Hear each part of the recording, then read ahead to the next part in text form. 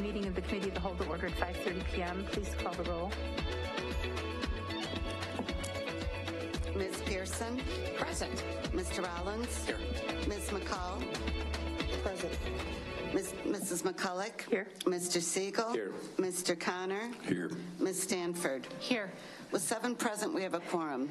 Thank you. We'll now take a moment of silence followed by the Pledge of Allegiance.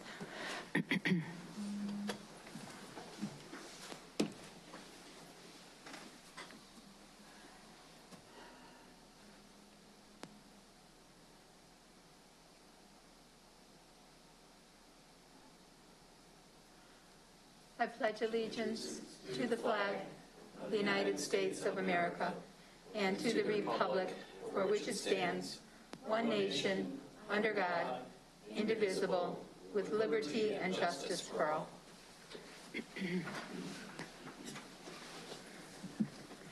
Before we go any further, thank you, Connor. Connor Childers works behind the scenes to produce the board's broadcast via YouTube and live stream on Channel 20. I'd also like to welcome Superintendent Student Advisory Council Representative Sadi Ishmael from East High School. How do we do?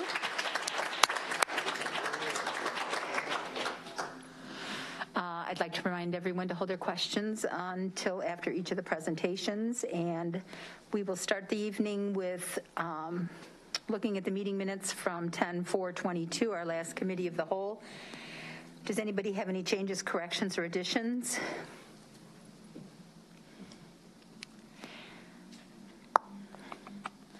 Seeing no lights, I'll ask if there's consensus to approve. Thumb would be good. Thank you, thank you. And, excuse me. Ms. Pearson, I'm going to give you the floor to lead the Internal External Stakeholders Committee portion of the meeting. Thank you, Mrs. McCulloch. As usual, we begin our report with our yearly agenda. Our featured item tonight is the premiere of our 2022 Academy Expo video. Let's watch that.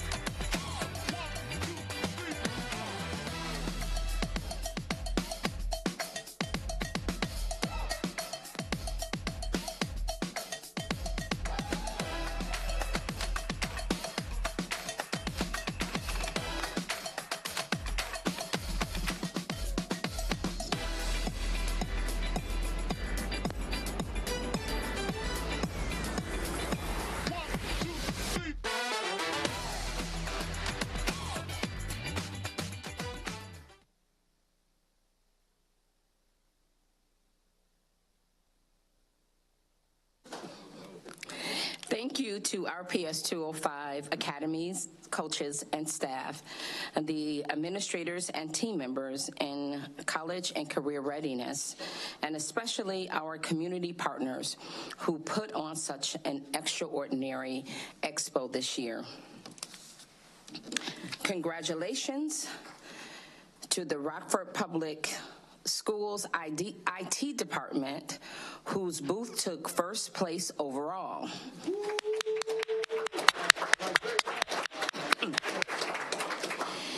And also our PS 205 teacher pathway team who won first place for the Service Academy.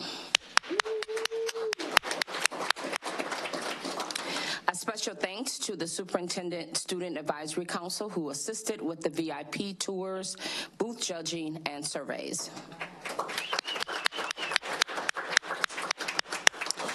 And thank you also to the board members and RPS 205 staff who came out to support this event. On Tuesday, October 25th at noon, the Rockford Reads program kicked off at Gregory Elementary School. This is the 21st year Rockford Rotary, Rockford Public Library, and Rockford Public Schools have partnered for Rockford Reads. The Rockford Reads program is designed to enhance the literacy development of second grade students in the Rockford Public Schools. Community volunteers and students worked one-on-one, reading aloud and listening to each other. Since its inception, this partnership has directly benefited more than 3,000 second grade students. Community volunteer read with students through the end of May and can start anytime during this year. The Rockford Competitive Marching Band was excited to perform in Chicago's Columbus Day Parade on October 10th.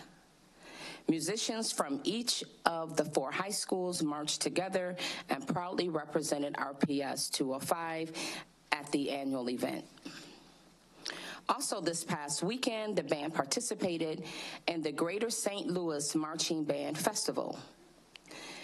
This was the final festival culmination of the division in which they competed. Members of the band will be invited to our November 29th board meeting to be recognized for their achievements. Let's give them a hand.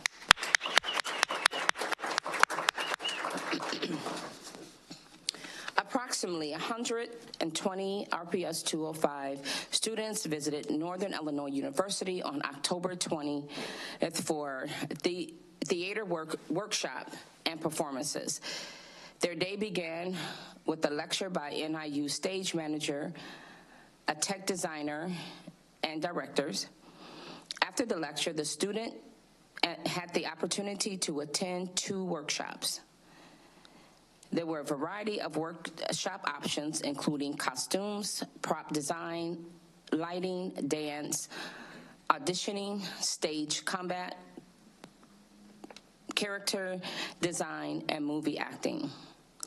To conclude the evening, students were able to attend to play in the O'Connell Theater, put on by NIU. For our 205 Vibe update, this week's top item is Tiana McCall, Miss Tiana McCall, to represent Subdistrict C of Rockford School Board. Give her a hand.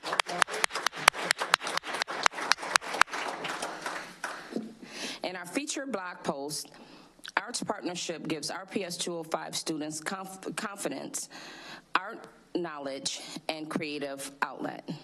You can learn more about the summer art program put on by Rockford Area Arts Council and Washington Park Community Center. Over 100 RPS 205 students were introduced to art, music, storytelling, public speaking, nature, filmography, and more. Read about these programs and the programs being offered by visiting the blog on 205 Vibe. Next, I will turn the floor over to our very own Dr. Reed, who will share an internal-external update.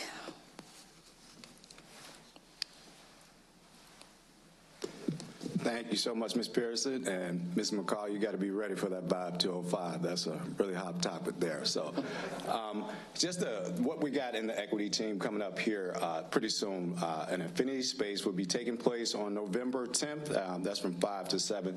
The affinity space is a group groups that get together to share commonalities and have discussions and share best practice. That will be taking place with all our staff members of color. That's taking place November 10th. We will have other affinity spaces taking place in the upcoming months. Next, we're going to be introducing CPI training, verbal interventions, nonviolent crisis intervention. We're going to be rolling that out to the board pretty soon here, but that's going to include our training for our schools, our school officers, and all our staff members in RPS. Finally, working with the school teams, the equity department is working to do morning huddles and quadrants where we share information about things that we are offering and trainings from the equity department. That's it for me, Ms. Pearson. Back to you. Are there any questions for Dr. Reed? I have a question. Thank you. So the affinity space, is that for board members as well to participate or just the staff? You know, I've never got asked that question. So it is all staff of color. I would assume so. I don't have a no to that one, but I've seen all staff of color. I know Brother Dodson is showing up to that event, so it's all staff of color to my knowledge. Any other questions?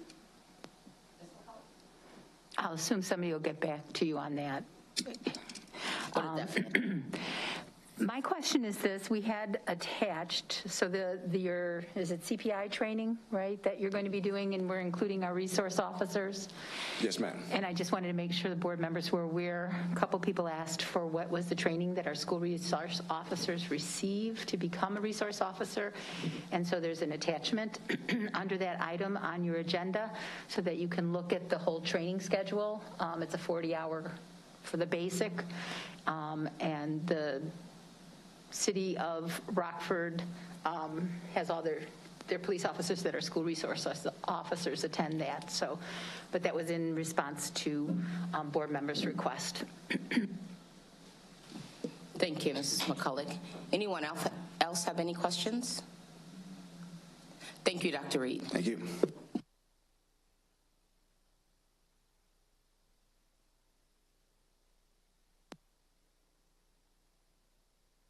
Excuse me. On October 16th, government and school district officials, business directors, clergy, and community leaders and members gathered to honor Pastor K. Edward Copeland of New Zion Church. Pastor Copeland has positively impacted countless lives with his advocacy for education, physical and mental health, legal service, nutrition, and criminal justice, Under Pastor Copeland's direction, New Zion Church has contributed to tutoring, mentoring, and countless other supports to students in our community for more than 21 years. Let's pause there for a hand clap. In addition to his work with RPS 205 students, Pastor Copeland was the founding president of the Executive Board Alignment Rockford. To quote Superintendent Aaron Jarrett, in my 25 years in public education, I have never met a better connector than Pastor K. Edward Copeland. When others look to divide, Pastor Copeland looks to connect. I am a better superintendent, and more importantly, I am a better man because I have the privilege of knowing Pastor Copeland. And from my personal experience with Pastor Copeland, he is a leader of leaders, a man that walks humbly, a man of integrity, and have the community at heart, and is willing to step up when needed when the shooting occurred at Auburn High School, the mayor put out a call to action, and he was present to welcome the students, to just have an adult presence on the campus. He continues to advocate, for community engagement, and he has just been a blessing to our community overall. I've never mentioned Pastor Copeland without mentioning his wife, Mrs. Copeland, who is also dedicated to education, who have history with RPS 205, and the legacy continues with their daughter, Mr. Benny Copeland. So thank you, Pastor Copeland, for your many years of service in our community. Our board calendar for the month of November. We look forward to hearing from Flynn Middle School regarding the Falcon time. Superintendent Jarrett will also be presenting the Education Outlook for annual Rockford Chamber event on November 16th. For more information, view the event on the board calendar or visit the Chamber website. Thank you. Any questions? Ms. McCulloch?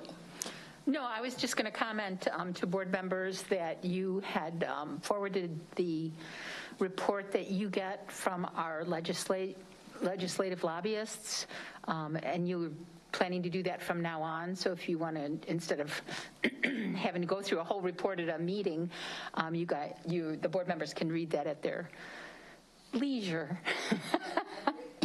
I did forward the information, and I do ask if you have any questions that you would like answered, if you could get that to me as soon as possible. It is a rather lengthy document, and I really appreciate Dr. Jarrett for also having an eye on that document and has the knowledge to help interpret some of the information in those documents. So if you have any questions, feel free to email me, and I'll make sure that your questions get addressed. Thank you.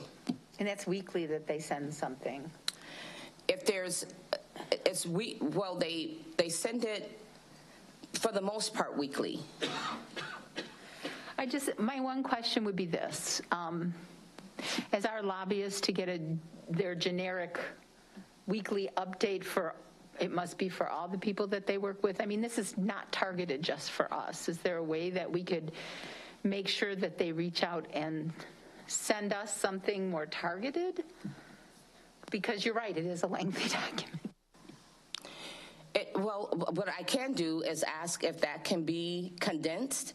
I can definitely ask. I prefer the document, not that I get all of it, but it's good to know the climate of legislation, and if board members desire a more condensed document, please let me know. We can work on that as well. I personally would like the full document just for information.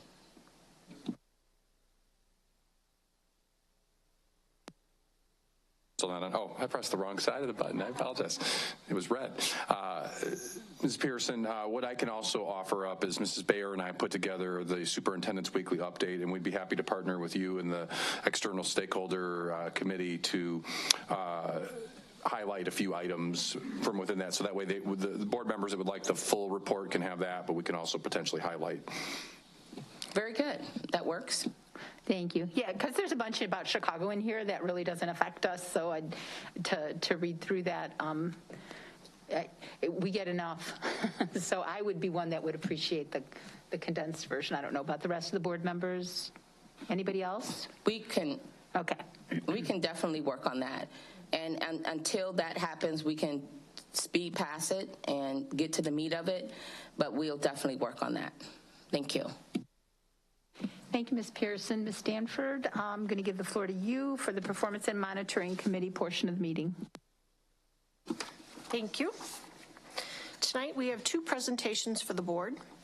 First, the board will hear from our Finance Department and Baker Tilly about the fiscal year 2022 audited financial statements. Then the administration will present the annual report student results measured on the Illinois school card, and progress on the district's universal goals. We'll begin with our finance report, and I'll turn it over to our finance team to lead this discussion.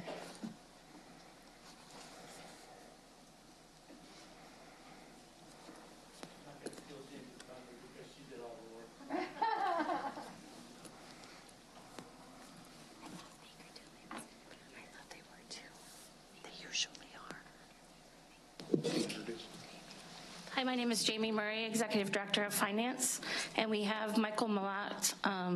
He's remote because his children unfortunately got COVID today, so here he is to join us to present the audit. He's from Baker Tilly. All right, good evening, everybody, and thank you for having me remotely this evening. Bit of a change of plans. So first, before I get started, and I will share my slide presentation here, if possible, you won't let me. But before I get started, I just want to first thank Dr. Brown and Jamie and the rest of the finance department for their assistance through the audit process this year. Generally, when we come into the audit, we kind of disrupt everybody's day, ask a bunch of questions, pull a bunch of documentation, really kind of come in like a tornado, and then walk out and let them kind of clean up after us. Without their help and assistance in providing us the information we need, as well as ensuring that we get everything we want in a timely fashion, really not possible to conduct a really comprehensive, detailed audit in an efficient manner. So I just want to thank them first before I get started on the results of this year's audit, because they really do a great job in making sure we're able to do our job. But as I get started here with the presentation, really the gist of my presentation today won't be going over any numbers. Obviously, if you have questions at the end or during them speaking, please don't hesitate. I know Jamie and Dr. Brown will have some answers, and I can speak to some numbers as well. But really what I'm looking to do is kind of go over what we did during the course of the audit. First, you're introduced to myself being the engagement partner on your audit this year. Taryn Guiley, who was previously the senior in charge, is also now the engagement manager for your audit. Together, her and I kind of led the charge in making sure all work was completed and done in accordance with all the different auditing standards. Everything I talk about here is still considered to be draft. The final reports have yet to be issued. However, really all of our work up to this point, with a few minor exceptions, have been completed, and we don't expect any changes in the results as a result or after today's presentation. Just want to let you know they are still in draft format, but almost certainly not going to change at this point.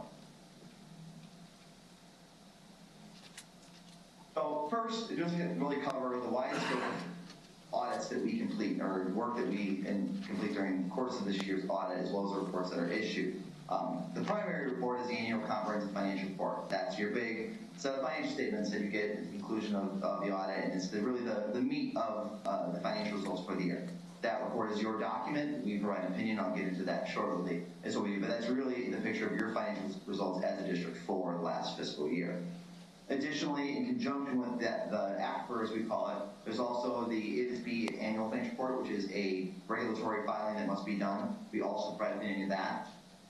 There's also additional work we do related to your federal awards with the schedule of expenditure of federal awards, and then we issue opinion related to your compliance with certain the federal programs we audit, and also we evaluate your internal controls and provide an opinion associated with your compliance related to some of those matters.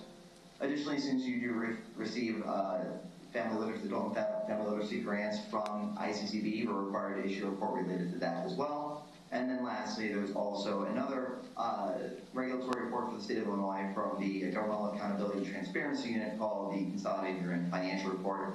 That's the one piece we haven't started yet. We usually complete that at the conclusion of everything else. So there's a whole bunch of reports that get issued, and I'll go into each one as to what our opinions are on each and our results. First, with the annual comprehensive financial report, we are pleased to report that we expect to issue an unmodified audit opinion. That is essentially a clean opinion. It's the highest level of assurance we can provide in accordance with auditing standards, which means that the numbers in there are materially stated. Users can rely upon them for having a good understanding of the district's financial health as of June 30th, 2022.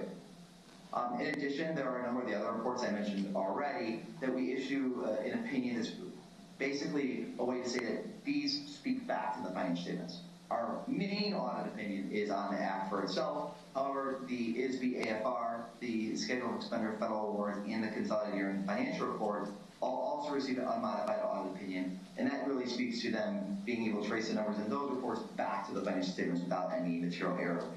Essentially, the different form of the opinion makes sure that they speak to each other as they are kind of related documents. Additionally, the Illinois Community College Board Adult Education and Family Literacy Audit Requirements. There are two opinions we issue there. One is an unmodified opinion on financial statements that are specifically related to your state-funded programs, the state basic and state performance programs. Additionally, there's a reporting compliance we do. So not only do we look at the financial numbers, we also have to do certain procedures as mandated by ICCB related to compliance with their rules and regulations around the administration of these grant funds. We're pleased to report with that. There's also an unmodified opinion, which means we identified no findings and have no concerns related to how that program is in compliance with ICCB's guidelines. Additionally, as mentioned, there is also a report on internal control of financial reporting and other matters. We refer to it as the Yellow Book opinion or the GAS opinion. Essentially what that is in addition to us auditing numbers during the course of the process, we also really spend a good deal of time evaluating your internal controls and processes and the risks that the district may face. We seek to identify certain gaps. It is not all inclusive, it's not all comprehensive. However, it's focused on your key transaction cycles, basically what you're spending the most amount of time on, most amount of money on, as well as a high volume of transactional activity. And from that evaluation, we did not identify any material weaknesses or significant deficiencies during the course of our audit. We also identified no instances of non-compliance of any other matters as we would be required to report to you under these standards.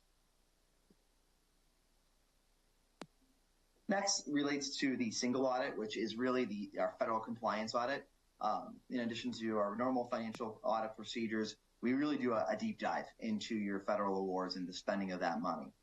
This year, we identified 3 programs we consider to be major, which is the main focus of our testing. The Education Stabilization Fund, ESSER, which we tested in the prior year, also have to test again this year. We are also testing this, or else tested the Special Education Cluster, which is your IDEA money. And then the third is a new program called the Emergency Connectivity Fund program, which your IT department actually is responsible for running, and it's kind of a unique program that was new this year that there was some significant expenditures on. From our testing of those 3 programs, we are able to issue an unmodified opinion on those, meaning we anticipate no findings over compliance with those programs. So nothing that was done that was not supposed to. Also that the processes around those programs didn't have any substantial gaps that we identified that could lead to non-compliance without it being identified. So really a clean bill of health on our testing of those programs. In addition to the audit opinions, one of the other reports we will issue is the audit results communication or reports and insights letter. Basically that letter will have a number of different required communications from us as the auditors. So if you think about the financial statements themselves, it's your numbers, it's your results. And we assist the finance department with putting that information together and putting it into the format it's prescribed. But really the only piece of that report that is from us in terms of our voice is that audit opinion. The rest of it is your financial results you're presenting to the public. This results and insights letter is our communications to you primarily as the board charged with governance, is what we observed during the course of the audit. Also some information as to what we did. Long story short, some of our required communications. Boring is good. Boring means things went well and went according to plan. We identified, we had no encounters or significant difficulties during the audit with management. They were able to give us everything we need and made everything available to us. We had no disagreements during the course of the audit that could have had a material impact. We also identified no instance of non-compliance with any laws or regulations. So really, that letter itself, as I wrap up here, there's a whole bunch of information in there. There are also resources for the board that link to our website in the electronic version that has a bunch of things. Some of it's relevant to you, some of it may not be, but it's consistently being updated with information related to a whole wide array of topics, whether it be certain federal awards that are coming through down the pipeline, some governance series, some presentations, and then some things that you may just not be interested in, like GASB updates and financial accounting standards. So there's a whole wide assortment of things that are in that communication that you can link to our website.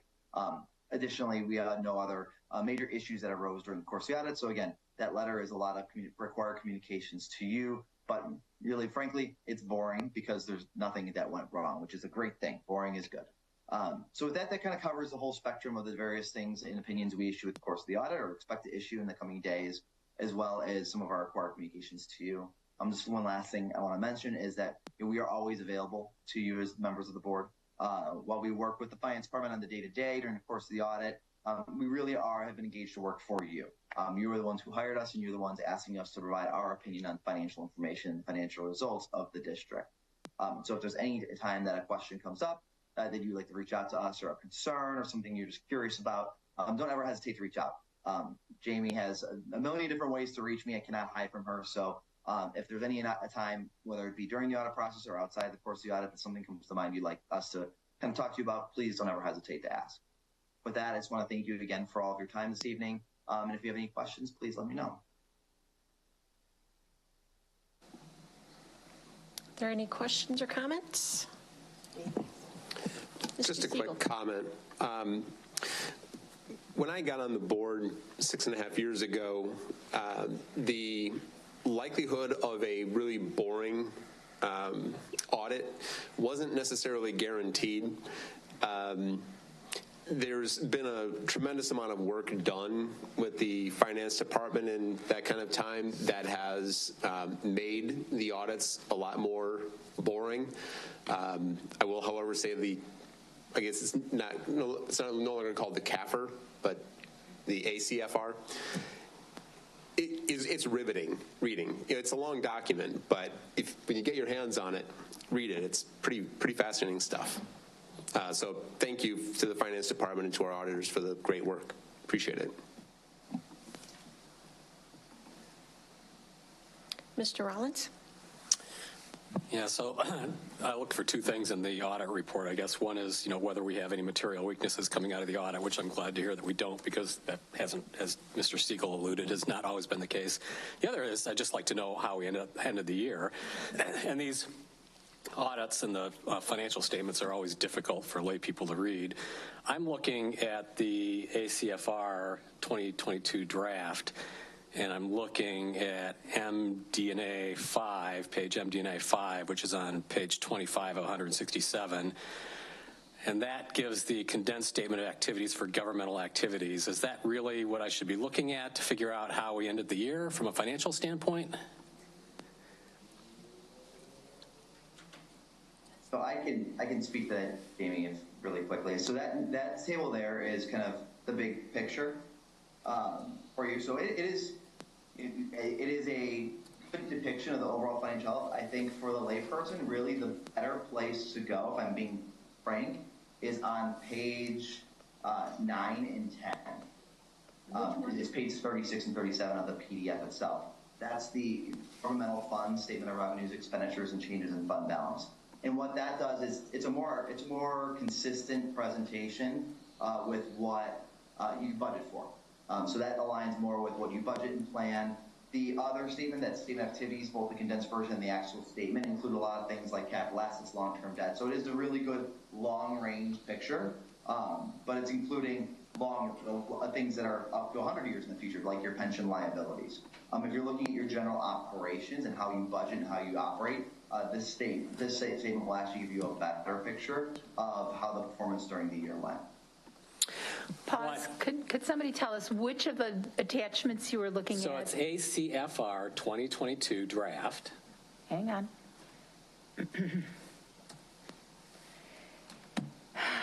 ACFR 2022 draft. That's what I'm on. And what page were you just stating, Jamie? Well, let's go back, because I just want to ask a question about Table 2 on MD&A 5, which is actually page 25 of 167, because this isn't the balance. This is actually income. This is revenues and expenses. So I did have some questions about this, especially on the expenses. So I don't know if there's just, if we changed how we're accounting for some things, but so the expenses for instruction between 2021 and 2022 went down $60 million in 1 year, a 16% decrease. And then I'm just going to juxtapose that with the expenses for general administration, which went up $12 million in 1 year. Do we have any explanation for that? Yeah. So the reason for that, and this is where I say the schedule can be a little confusing, is that that's baked in, primarily driven by pension and OPEB expense, so post-employment benefits and pension expense.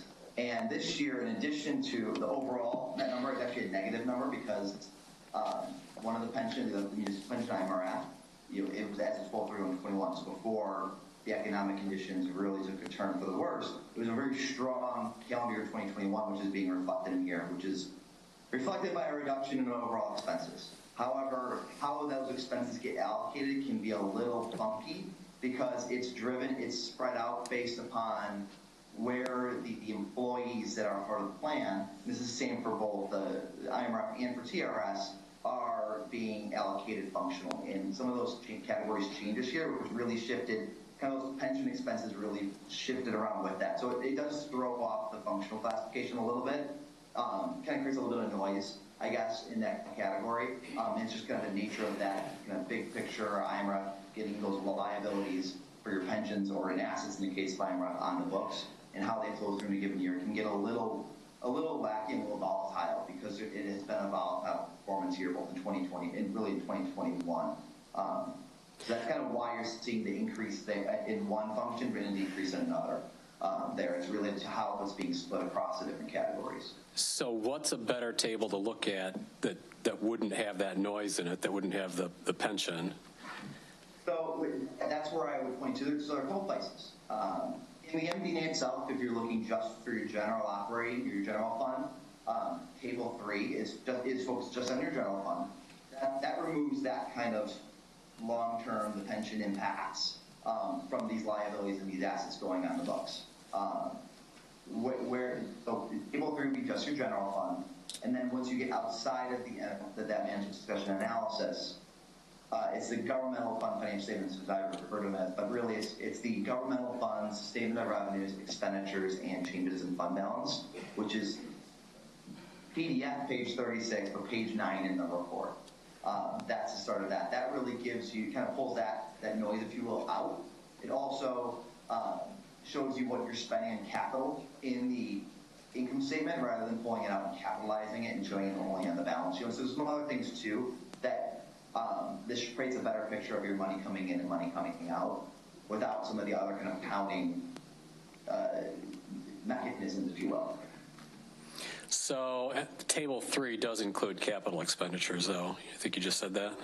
Right. Table 3 would consider any capital that is just in your general fund. So that where Table 3 is limited, it doesn't include your debt service fund, your capital projects fund, your operations and maintenance fund. That's strictly related to your general fund, which is your educational fund, and your working cash fund combined.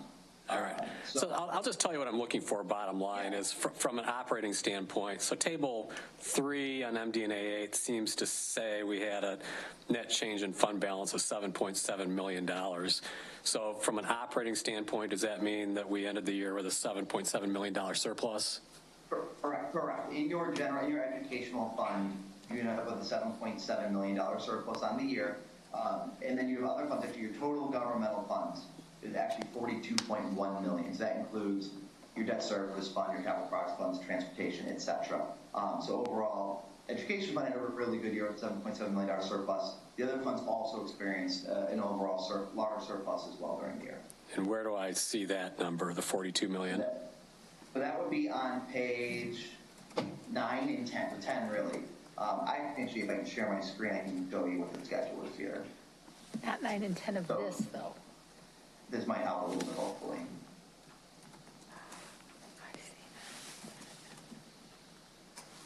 So you see this schedule right here.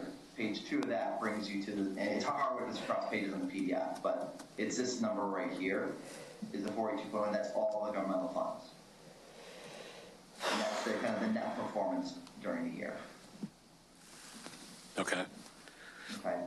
And then the general fund just on the previous page, and that shows the 7.8-ish that you noticed on the MD&A Table 3. That's for that number of types. Oh, I see. It's actually the first number also on the top of page 38, which is, yep.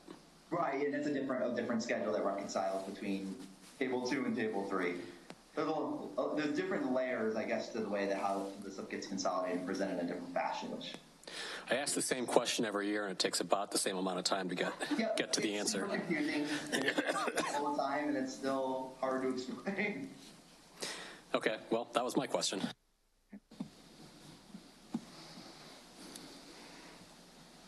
Mr. Connor. Yeah,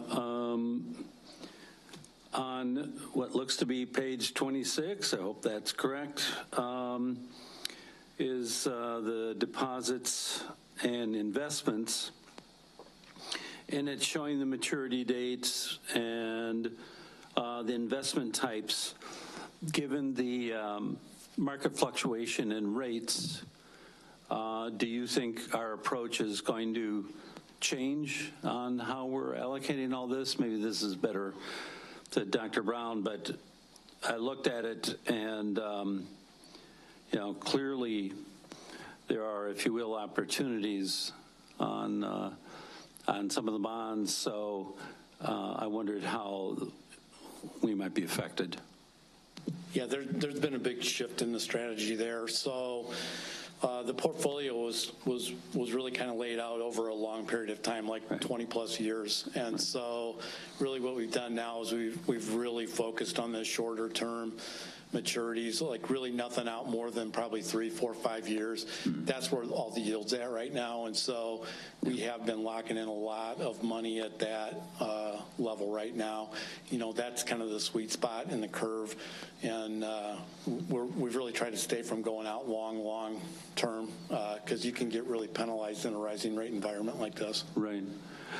I guess the question, so we do have statements. I think the one thing that would be good to see is how you think it might affect, both in terms of the value of the assets and, any kind of potential cash flow, how it might affect us, on this change. And one of the things we've talked about is the fact that state funding and some of the question marks about the consistency of our funding. And so I just wondered, looking at that in aggregate and looking at the maturity, et cetera, what the impact might be to our overall financials. So that's really, that triggered, and that particular page triggered the thought. So right now we do have a pretty large unrealized loss. And that's because of some of those longer term maturities that were purchased in prior years. And so, I can't give you an exact figure, but it's probably north of $10 million right now that we have an unrealized loss. That doesn't concern us because the way that we've built the investment ladder right now to take care of, the needs of the district from an operating perspective, there's enough money rolling on a regular maturity schedule right now, over the next 3 to 5 years to always meet our cash flow needs. The only time you really get penalized on a rising rate environment is if you would have to sell some of those long-term investments. And we're basically a hold to maturity type entity where we don't actively trade, the investments that are in the portfolio. We buy them and we hold them until they mature. And so we've laddered things out over the next 3, 4, 5 years to take care of those needs, so we constantly have money maturing on a monthly basis to actually, sustain our cash needs. So the message in brief is that even though the market is going up and there's a lot of rate opportunity because for good reasons, we tied in our yields over a long haul, and that this shows we probably won't be able to take advantage of it quite as much as things do mature. We'll do it, and switch over to the short term. But all right, I kind of figured that would be the answer, but this obviously is the one place that you can see all that. So. Sure. Yep. Thanks. Ms. McCulloch? It's really more for Mr. Brown or Dr. Brown. Or somebody, why did our federal aid go down so much? I think a lot of it was just, the ability to spend those federal dollars. We've had so much carryover, that, a lot of it just wasn't able to be spent. The ARP ESSER money substituted for a lot of the normal spending, we would be doing. And we just didn't spend a lot of the big capital stuff because those projects didn't really get going.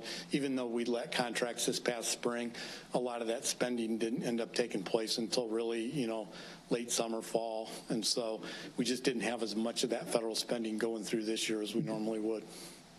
Except for the capital outlay went up a lot. Yeah, and a lot of that was related to some federal spending. Some of it was local monies as well. Okay. And I know you sort of asked this, Tim, and maybe I missed it, but why did the central spending go up so much? What spending? Is that the central office? The expenses went up about $2 million compared to what was anticipated or in the actual budget? What page are you looking at? I'm looking at that table 328.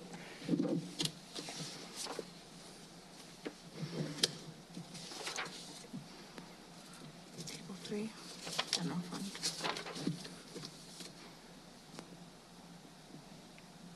Oh, it went down. No, it went up. Sorry. 15.3 was the budget, and we spent 17.4. Boy, I'm not seeing that number. Right here. Oh, there Am I we go. reading something wrong?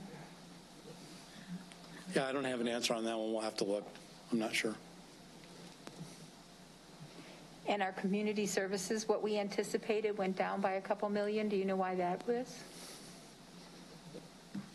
I don't know that one either. Okay.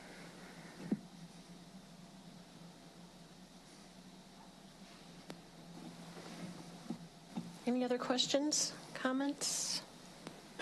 We'll make sure we follow up on those two questions, Mrs. McCulloch. Thank you.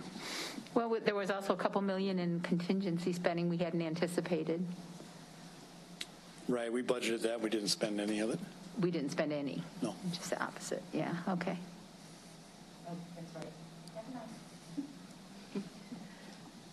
Okay, if there are no other questions, thank you. Thank you. Okay, thank you.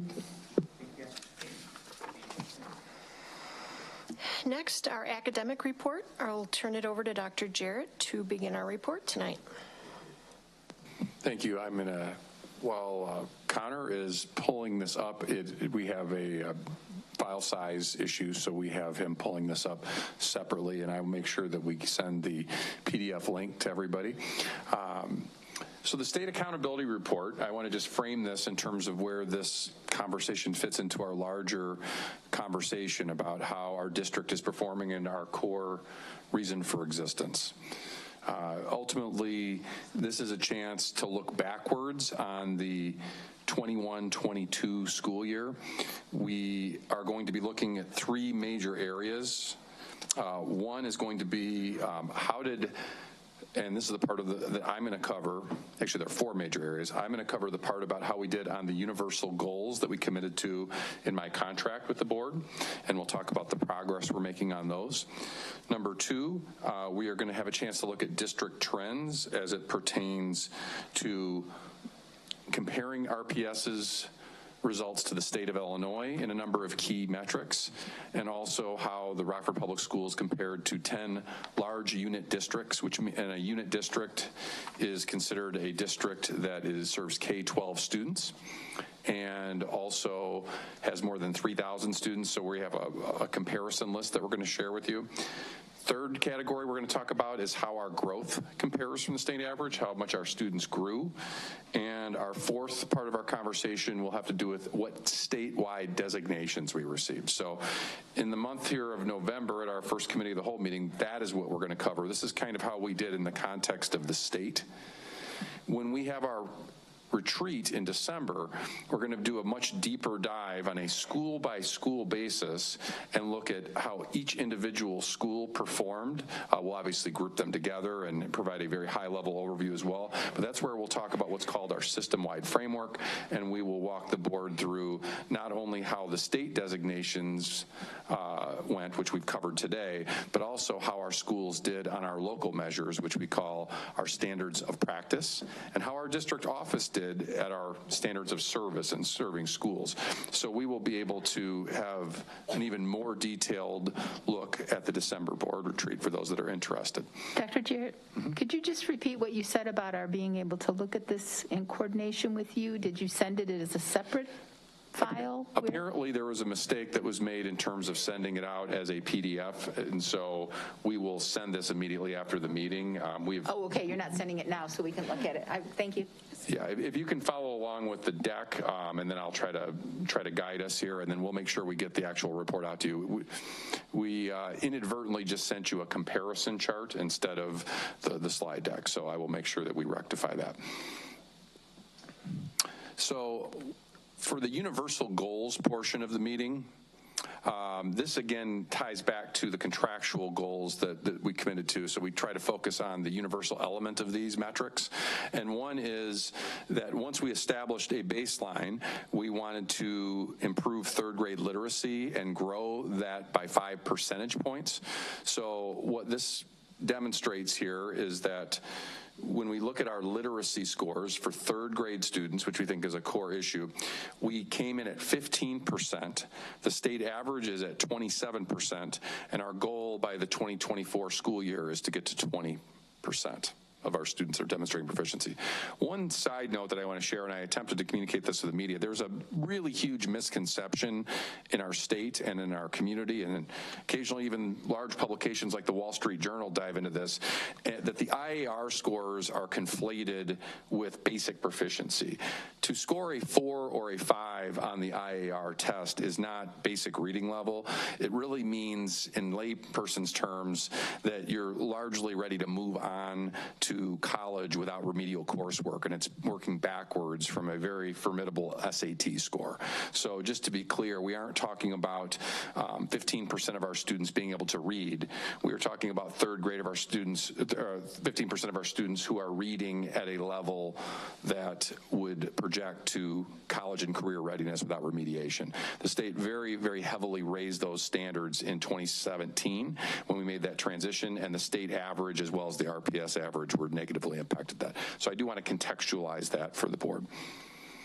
The next universal metric we committed to was moving third grade numeracy or math, and you can see there that the district is also at a baseline of 15%, and the goal is 20. The state is at 34% for third grade numeracy.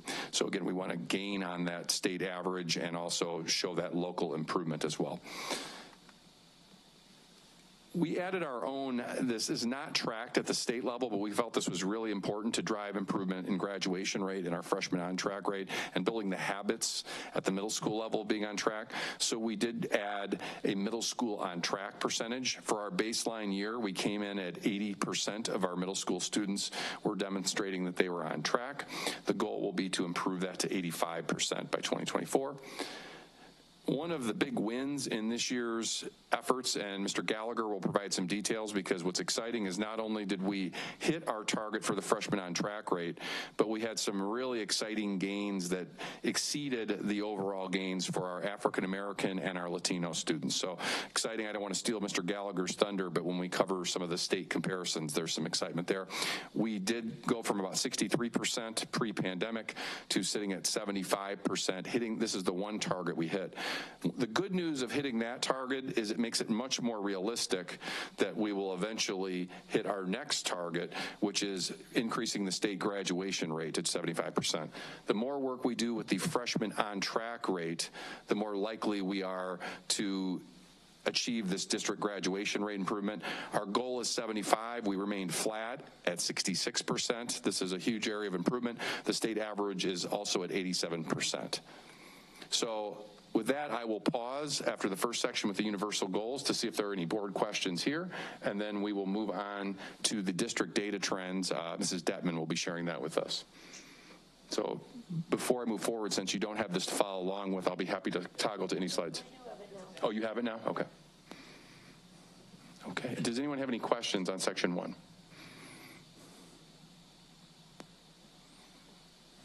All right, with that, I'm going to turn it over to Mrs. Detman to show how we compare to the state as well as our benchmark districts.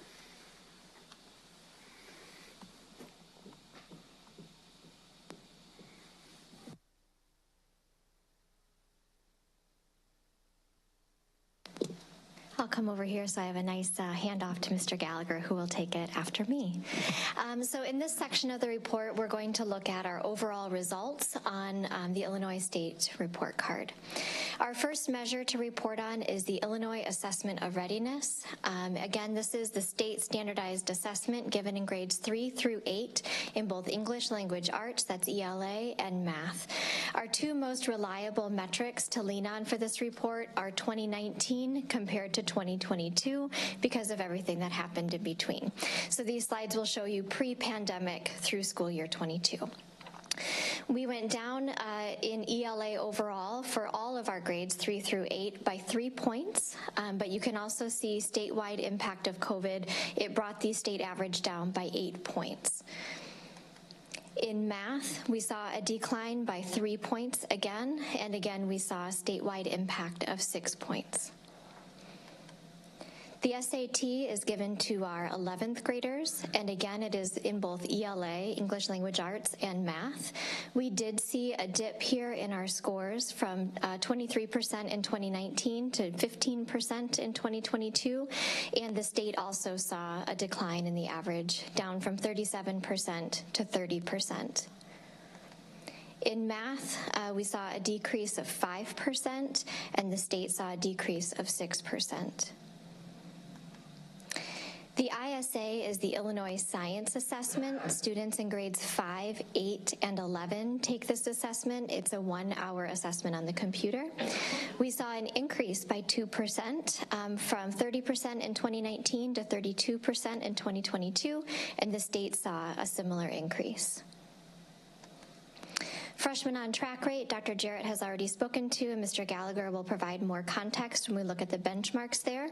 But again, really exciting celebration to have met our goal already in freshman on track, and we're excited to keep moving that target forward. Our graduation rate stayed, our four-year cohort graduation rate stayed flat. The state saw a modest increase of 1%. Mr. Gallagher will lead you through the next portion, the student growth percentiles and benchmarking other districts. Good evening, everyone. Looking at our English Language Arts with our district student growth percentile, here, because we're looking at a percentile measurement, that would mean if the state average is 50, we have 50% of districts scoring below, 50 above. 2019 versus 2022, we did go down from 49% to 46% for that growth percentile. We did have 17 of our 32 schools, so just over half of our schools actually exceeded the state average with that 50 percentile mark. Likewise, in math, we can see that there was a dip from the 48th percentile to the 44th percentile in terms of how we compared to other districts with the rate of our student growth in math. And we had 12 of our 32 schools that exceeded that state average at the 50. Here, as I go through the slides, we're going to have a series of about 5 slides here where we're going to provide the benchmarking that Dr. Jarrett had alluded to, where you are able to see on this first slide some basic demographic information for both the state average, followed by Rockford Public Schools 205 in the darker gray, and then below that we have a number of districts that are similarly situated to Rockford Public Schools in terms of student enrollment, percentage of students that are identified as low income, and also with regards to the district's mobility rate.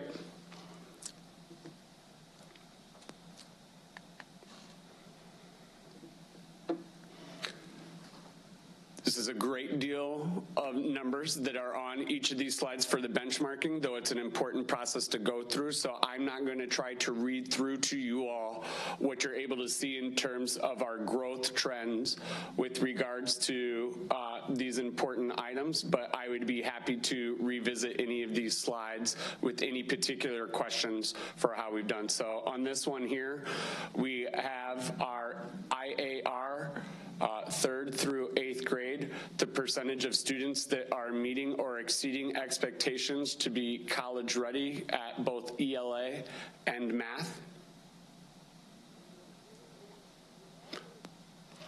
I will add, when you are looking at these items, what we're seeing overall as a trend, this is going back to Mrs. Detman's, when Ms. Detman transitioned over to myself, we did see about a 3% drop in performance on our IAR with ELA, but that was significantly higher than what we experienced with the state. So an overall takeaway that we would see in that, yes, from pre-pandemic to post-pandemic, we did see a marginal decline in student percentage, about 3%, using literacy as an example.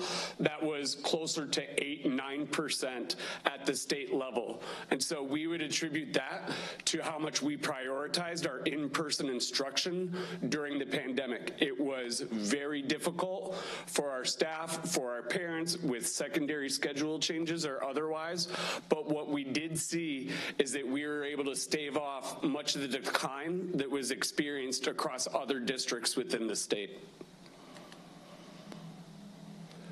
Here specifically, you can see benchmarking for third grade on the IAR, and it is broken down by both ELA and math. Here, we're separating out third grade from the slide I showed prior, because our third grade growth in both literacy and numeracy are two of the universal goals that Dr. Jarrett had identified, where we are looking to grow 5% in each of those areas.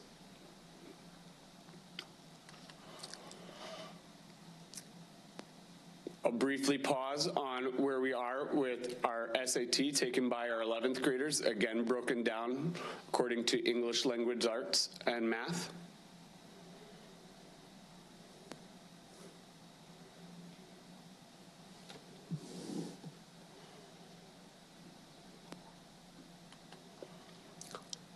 And then moving on to benchmarking for Rockford Public Schools freshman on track rate relative to the state and other districts that are comparable to RPS within the state.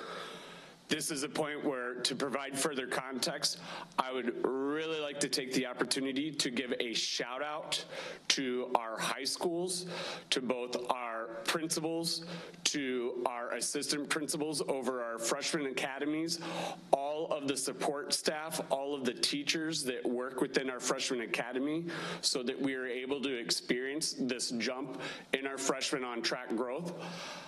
With our equity challenge being that we would like to interrupt the predictability of student outcomes by grade level, our high schools very much embraced our equity challenge last year and applied targeted universalism strategies to how they were going to interrupt that predictability of student outcomes as it relates to freshmen on track.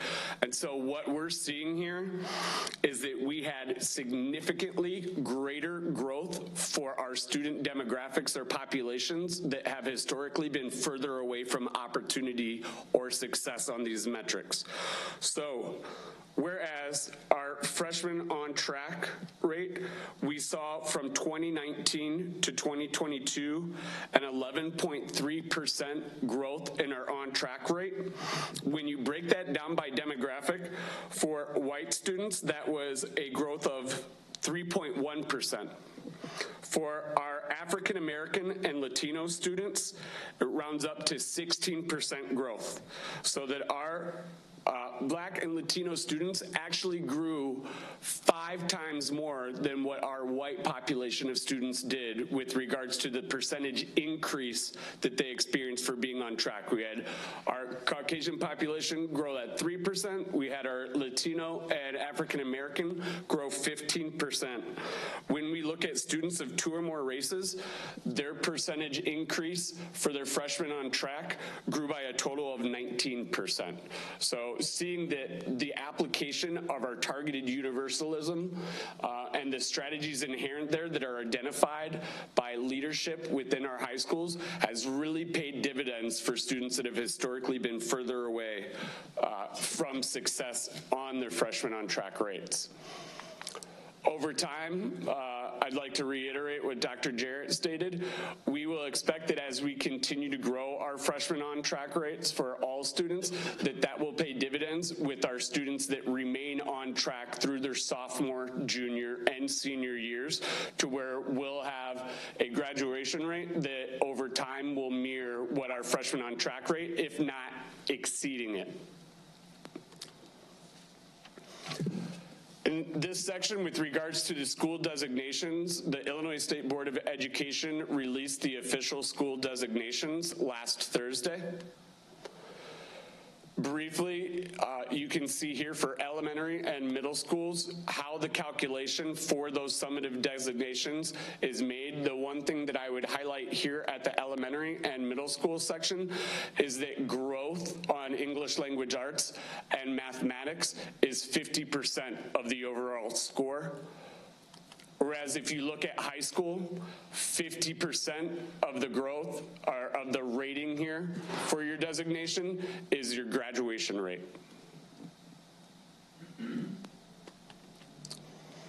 As we look at the breakdown of those summative designations from 2019 to 2022, there are 4 different levels of designation that schools receive.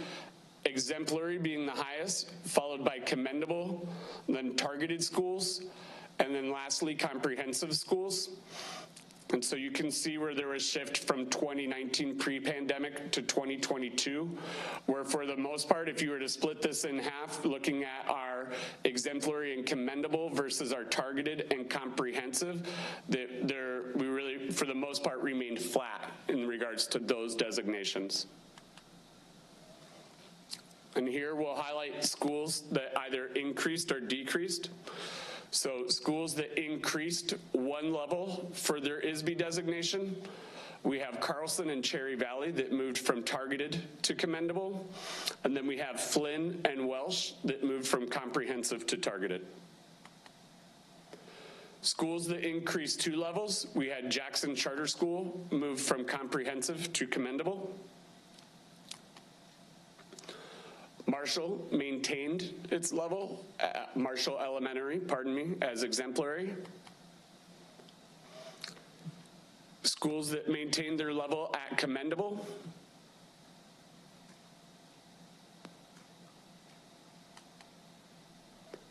Here are schools that maintained their level at targeted.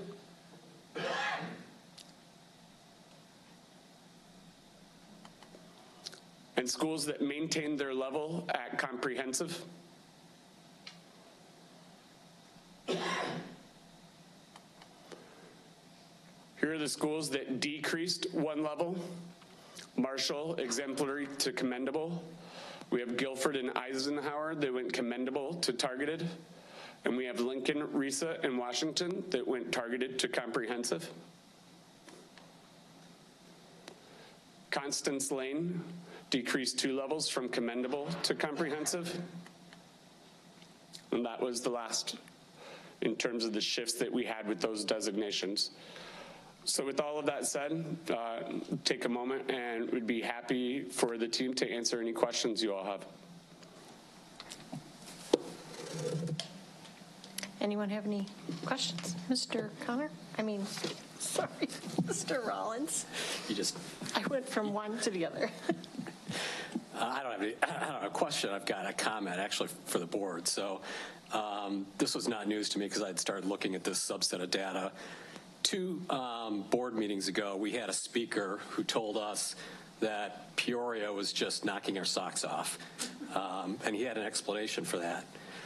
If you look at this data, you will see that in every category, they not only are underperforming us on standardized tests, but they went down farther than us during the pandemic.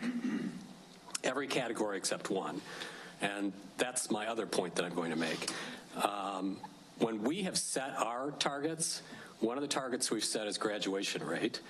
And one of the things that I've consistently said about that is that I want to see our graduation rate increase, but I want to see it done the right way.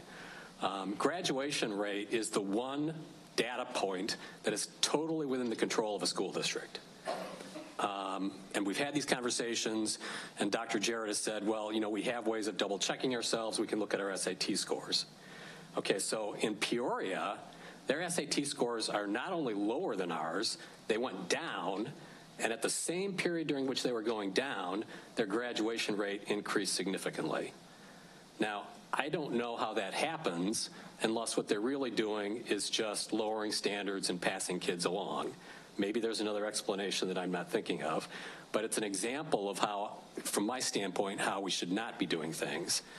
I'll also say, so if you follow my logic, we've seen a significant increase in our freshman on track rate, and I think there's a right way and a wrong way to do that too, and the jury's out on that, because if we're doing it the right way, then I think we should see an increase in our SAT scores in the next couple of years. If we're actually doing it the right way, and we're getting kids on track because they're learning, we should start seeing an increase in our SAT scores within the next couple of years. So whoever's on the board at that point, I hope you keep that in mind and be looking for it.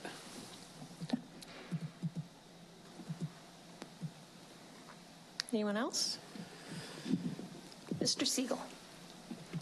So I spent a lot of time over the weekend trying to make sense of these numbers that Mr. Rollins just referenced, and looking at all these different school districts and how they perform, IAR 3 through 8, ELA and math, SAT. I was trying to figure out if there's some sort of a pattern that indicates high school readiness and therefore graduation, and it did just absolutely confound me because there seemed to be no pattern to it whatsoever. And we've got school districts like Decatur that we just beat the brakes off them until they get into high school, and then all of a sudden they do that back to us. Not totally in high school, but they do pretty well. Is there a series of metrics, and is this it, that gives us an indication of where students are going to be when they do hit high school? Because this chart was just everywhere. I'll take a crack at that first, Mr. Siegel. I think when we share these benchmarking trends, I think one of the things we really think the board could focus on at this point is just looking at how the pandemic impacted the state and how it broke down. I think there's such variability. We could see some regression to the mean with the state metric, with other benchmark districts. So I think we have to be somewhat cautious about drawing too many deep conclusions. I think the one thing we can see definitively in this data is something that Mr. Gallagher and Mrs. Detman both mentioned, which is we seem to have, at least at the 3rd through 8th grade level, we're able to, through a much more comprehensive approach to offering in-person learning, mitigated some of the damage that was done by the pandemic. If you look at how we compare to virtually all of the comparison districts, that seems to hold true, as well as the state average. I think beyond that, I think we're going to probably need more time to do some of the analysis that it talks about. I do think it's important that we continue to work with these benchmark districts to see what we're working on. One thing I would also highlight the board as a data point to look at that is within our board control to an extent, and that is it seems counterintuitive that it's within our control, and it isn't completely, but we have some impact on it through board policy, and that is that we have the second highest mobility rate of all of the large districts that we have in our comparison here. We're sitting at 18, and a district like CPS is sitting at 6, Elgin is sitting at 7%, even Springfield is at 11, and one of the things I think we're going to have to continue to look at is policy as it pertains to stabilizing mobility rate. The highest correlate to student achievement in terms of a negative relationship, let me say this in a less convoluted way, the higher your mobility rate is, typically the lower your student achievement is. And one of the things I think we're going to have to continue to discuss as a community and as a board is one of the negatives to moving to an almost completely neighborhood-based, zone school-based system is we did see mobility rate destabilize as compared to some of these other districts. And when you talk about students starting in one school and perhaps going to three or four schools through elementary school, it does potentially have a negative impact on student achievement. There are not any easy answers for that. We're injecting additional choice programs with our IB school coming online very soon and some other solutions that allow stability through choice. But I think that is something we're going to have to continue to look at to see, are there things we can do from a policy perspective to limit the amount students have to change schools during their 13 years. Housing instability is often a big cause of this, and the district doesn't create housing instability, but our policy in terms of students being able to stay in a school while they experience housing instability is something we may have to explore moving forward as a policy discussion. So when you look at a correlate, Mr. Siegel, I do think that is one thing we can study that probably goes beyond the pandemic. Thank you. Those are great considerations. Is there a chance we could get some sort of a notification of what's our stability, mobility rate been over, say, the last 6 years? Thank you.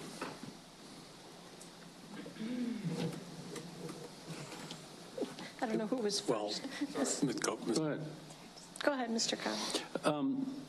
So one thing, and I don't want to spend a lot of time on this, but I thought the charter school results were kind of interesting, so I don't know if the administration wants to tackle that one.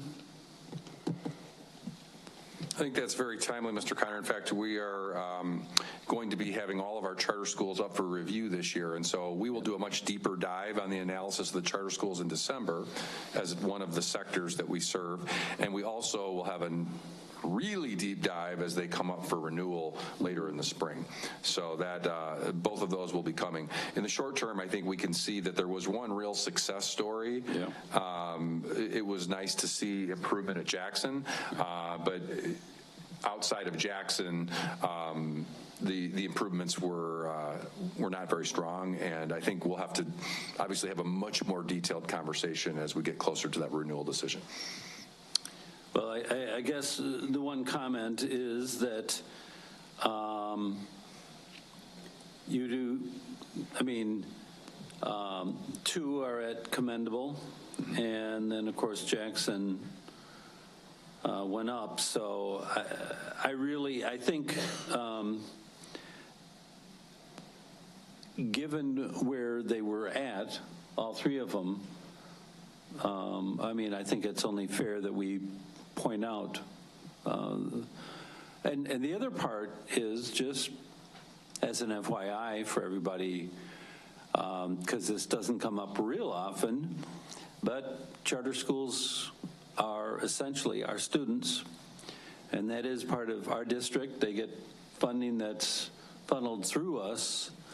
So I think even though we don't spend a lot of time on charters, I think it's important for us to at least acknowledge that those are our students and that there is always that concern. And if I might say so, in the past, we've talked about extracurricular activities with those schools. So I just wanted to at least bring that one up. Thank you, Mr. Conner.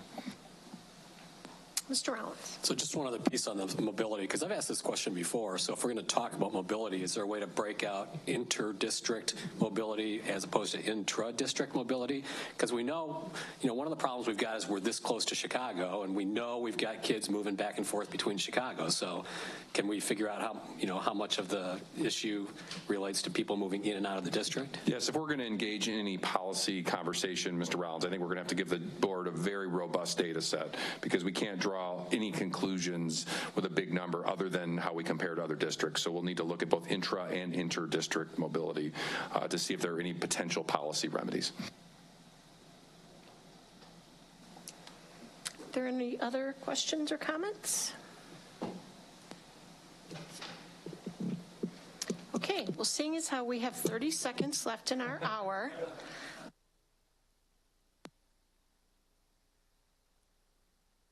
can you hear me? Sorry. Rather than read all the summaries for the different items that we would be previewing, I would ask, does anyone have any questions about any of them? Mr. Siegel. I'm sorry, I have just one. On 7K, the digital resources, the Panorama Behavior Analytics, one of the items listed is the SOPPA agreement. And most of this document says it's in between the Joliet Township High School District 204 and Panorama Education, aside from a page mentioning Mr. Barthel and Dr. Jarrett. Was wondering if this was just a standard document that was uploaded and all we really needed was the one personal page, or, yeah. So the way SOPA works is if there's a district that already has an agreement in Illinois, there's an Illinois standard template that is used. Other districts are allowed to piggyback off of that using what's called that Exhibit E. So many of ours, most other districts already had a software application in place, including Panorama. In some cases, you will see one that's fully executed by RPS if another district hadn't had one in place prior to us. Thank you. Any other questions? Ms. Pearson. I just have a general question in regards to Panorama. Any feedback on the utilization and the productivity with the use of Panorama? Yes. We actually track this every week as a cabinet. We look at what we call the intervention health. So that means we're looking at how many students have plans in Tier 2 and Tier 3. We're looking at how many of those plans are ELA, math, SEL, behavior, or other. And then as a part of our continuous improvement around some of our non-classroom staff like Title I teachers, et cetera, we're looking at specifically those plans that were entered by those personnel, what the goals are, and that students are moving through the tiers. So we have a pretty incredible visibility into the work that's happening with Panorama now. What we expected at the start of the year was sort of a slow start as we got our data sets in and got to know kids, and now we're starting to see those increases steadily week over week. Thank you. Oh, go ahead. Yeah, this should be quick. On letter R and 7, did I miss it? What are the 6 schools? Was it in there someplace?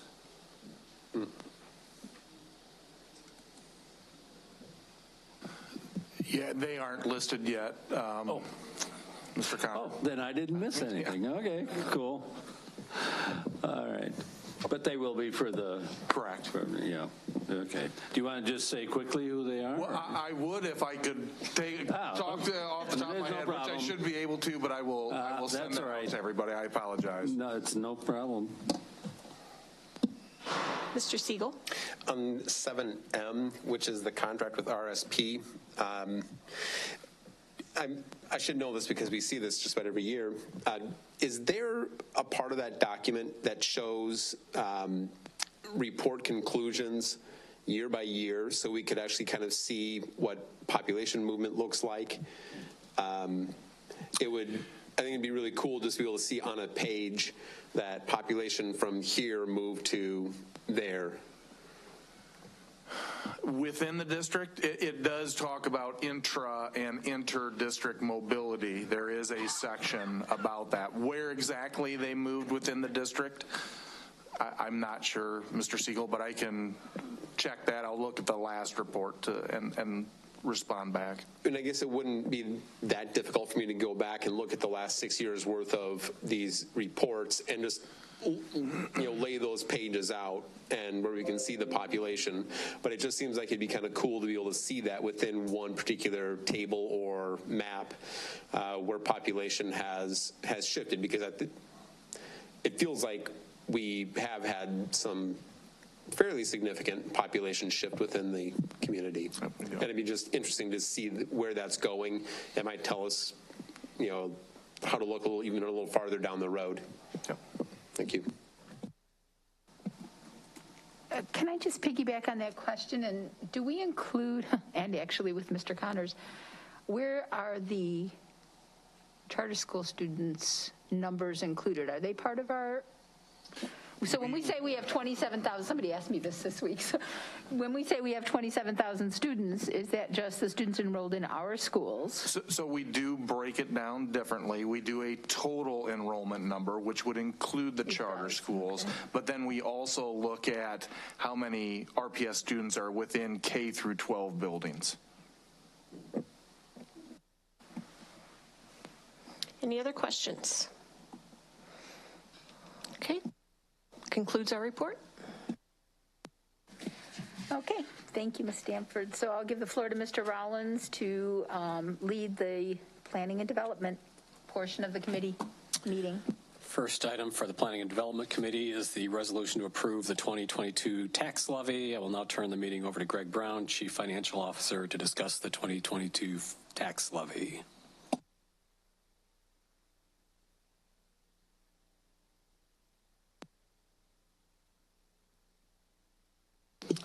Okay, I think this is round 3 for the levy, so I think we're getting close here. So I know back in September we had looked at a number of different options. We refined those at the October meeting to really get it down to 2 options, which was holding the levy flat, and then the other one was talking about taking the tax increase on new property. So the difference that in that is the $372,000 if we would take it on new property. Those are the 2 options we're asking you to consider tonight. We do need to have a determination tonight on which one that we do want to bring forward for approval at the November 29th meeting, because we do have to have 20 days on the calendar between the determination of what you guys want us to bring forward and your actual approval. So tonight we are going to need to make a decision on whether we're going to hold the levy flat or whether we're going to take it on new property. We did run some numbers. It obviously does not increase the tax rate for the 2022 payable in 2023 if we take it on new property. It could have the effect of maybe a penny difference for next year.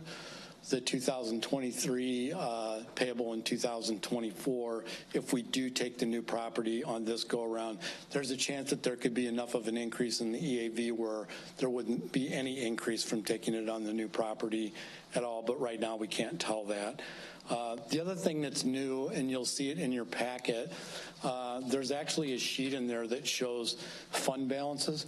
The state actually changed the requirements when we review the levy with you to get the determination. And you'll see in your packet something that looks like this, beginning fund balance FY23. We actually have to review those fund balances with you right now, so you do know the amount of cash and fund balance that we actually have on hand as of the end of the fiscal year. You just saw the audit results a few minutes ago. But now we actually just need to again remind you of the fund balances that we do have on hand.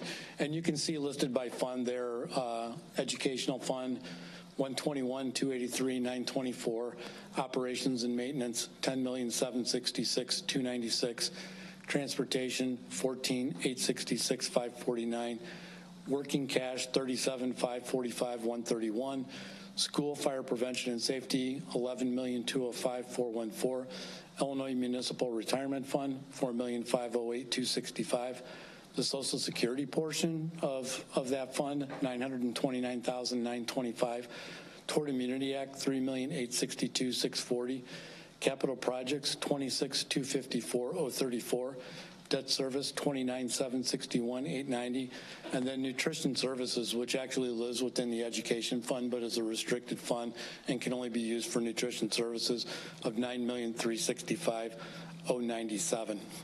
So of all these funds that you see right there, the top three, the education, the operation and maintenance, and the transportation funds, are the only ones that really don't have any kind of restrictions on them and that we can transfer to whatever fund we need to.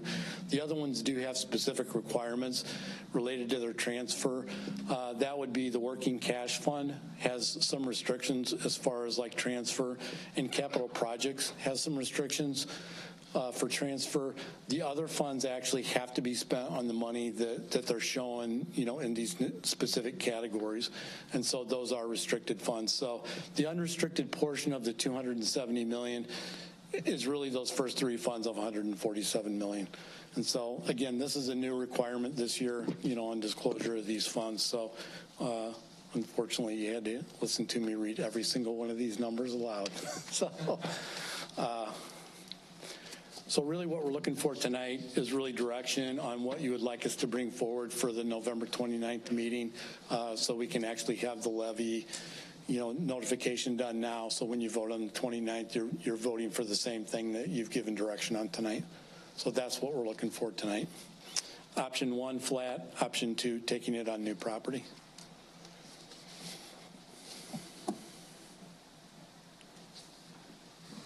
Do we need a motion on that? There's no motions tonight. We just need a consensus, so they need to hear. Is there a quasi, how do we do this to get the consensus one way or another? Well, I guess we're just going to have to go down the row and see what we think. I mean, you probably know what I'm going to say. It's not a lot of money either way. It's not going to be a hill to die on for me either way, but the mayor has asked for the taxing bodies to hold the levy flat. I think that we'd be good citizens to just hold the levy flat. And I'll just remind everybody, we just ended the last year with a $42 million surplus. So I would just hold the levy flat. I'm flat. Flat for me. Flat for me, and let me just say, my comment is Tom's a nice guy, but I'm not doing this because he asked. I'm doing this because I've had constituents talk to me and that they want us to do whatever we can to keep the taxes flat. So for my point of view, that's really the incentive. And I know it's a difficult decision because if I understood correctly, our discussion was that we're probably going to be ending up with less funding at some point. But I think this is an important one, and let's just say it that there have been a lot of costs that have been passed on, and people are struggling. So for me, it's going to be flat. The point is moot, but I'd have taken the new program. Yeah? Well, until I can figure out how 3 will be more than 4, yeah, it's a moot point. So, but I would have taken new property. Keep it flat. First, I really appreciate Mayor McNamara's efforts in our community, as well as the constituents, and so I say keep it flat. Thank you. Mr. Rollins? Okay, I think you have your consensus. I do. Thank you. Yeah, but I have a question about something you just said. So I went back to this audit, and what page is it? On page 28 at the bottom where it says, that's other financing sources. And the fund balance at the beginning of the year was 161.9, and at the end of the year is 169.6, which is that 7.7 you talked about. So where am I looking for this 42 million increase that we were ahead? Well, it's on a bunch of different pages. You have to keep going. No, go the other way. Keep going. Look at the top of it. I can't tell if you're on the right page or not. Keep going. If anybody else knows the answer to this, feel free to give me a page number. It was in the 20s. I don't remember the exact page number, but the $42 million is an accurate number. I think the one thing to keep in mind is 34 of that 42 million was one-time CPPRT money that we weren't expecting. 47. So it's not recurring. It's one-time money. So that's where it is. So what's the difference between that and the 7.7 that says the fund balance increase? So if I remember right, one is a smaller set of funds, and this is a larger set of funds. Yeah. Yep. Okay. Yep. Some are just the operating funds, and then the other ones are all governmental funds. All of them. Mm-hmm. That's helpful. Thank you. Yep. Mr. Siegel. And as long as you brought up CPPRT, and I can take my answer off the air, but looking at the trend of CPPRT over the last 10 years, it looks like it started off at a really, really modest number, and we had 1 year it went up a whole bunch. It was from 13 million to 26 million. You're like, oh, this was a mistake.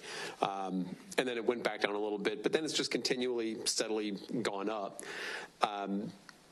It's hard for me to tell or to reconcile this, oh, we got this big jump, but then also look at a decade-long trend where the CPPRT has steadily and rather dramatically risen. So how do I figure out where are the spikes and where's the norm? Yeah, but again, it's something I'm happy to take that as an email. No, I'll explain to you real quick. So part of that one jump that you were talking about was because the state actually over-distributed its CPPRT the 1 year, and then they clawed it back the next year. So that was the up and down like that.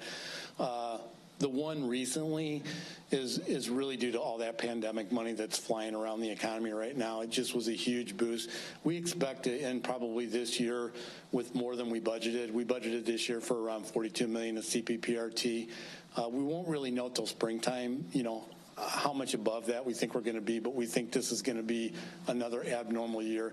We do feel like that mid-30 million range is probably like a normal range for us in a stable economy, but we really won't know until probably a couple of years from now.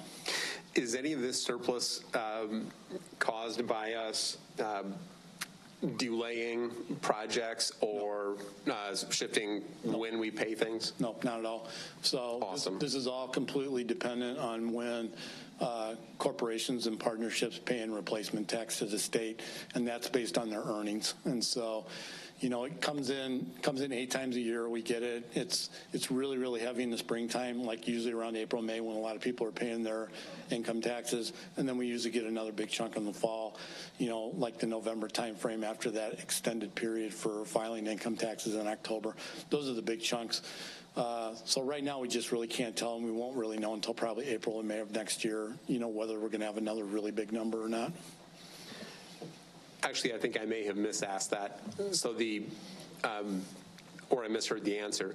The $40 million surplus, that wasn't at all affected by our decisions to not do projects at a particular time?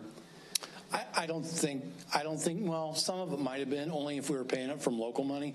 If we were paying it from grant money, we actually would have requested the federal money to come in to offset the expenditure. So it would have only been a decrease if we would have been paying, with the CPPRT money that we got in with local funds, not the federal funds. So there's a possibility there could be a little bit of a timing issue on that one, but I don't think it would have been significant because most of the projects that we have under construction right now are actually with federal money. Thank you. Yep.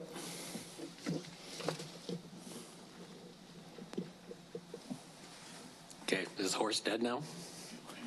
Okay, the horse is dead. Let's move on.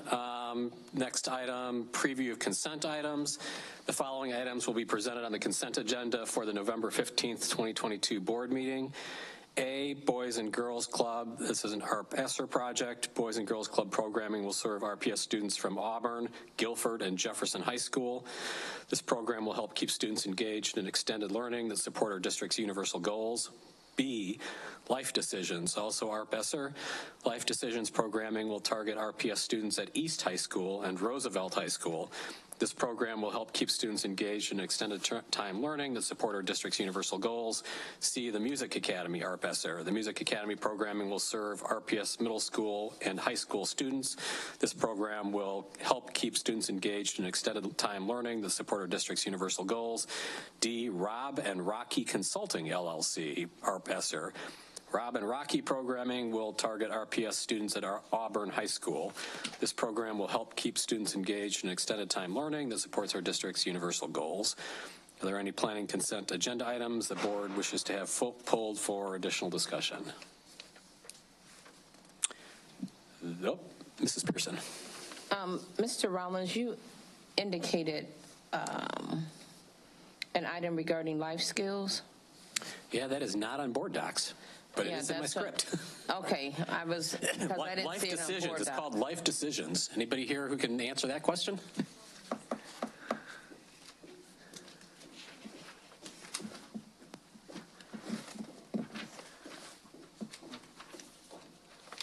Hello. Life Decisions was pushed to December due to a last-minute contract change that they had requested. So I apologize for that change not being on there Okay, for so you. just ignore everything I said about life decisions.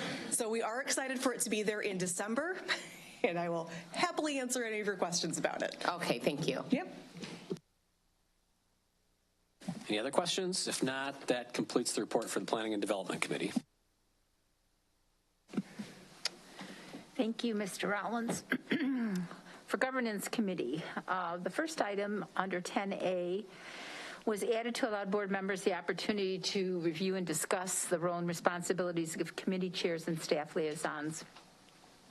I'm going to go ahead and let Dr. Jarrett provide some background information about how we got to where we're at with the committees, with the liaisons, and then the conversation for board members really is how do we think it's working and do we see any need for change? Thank you.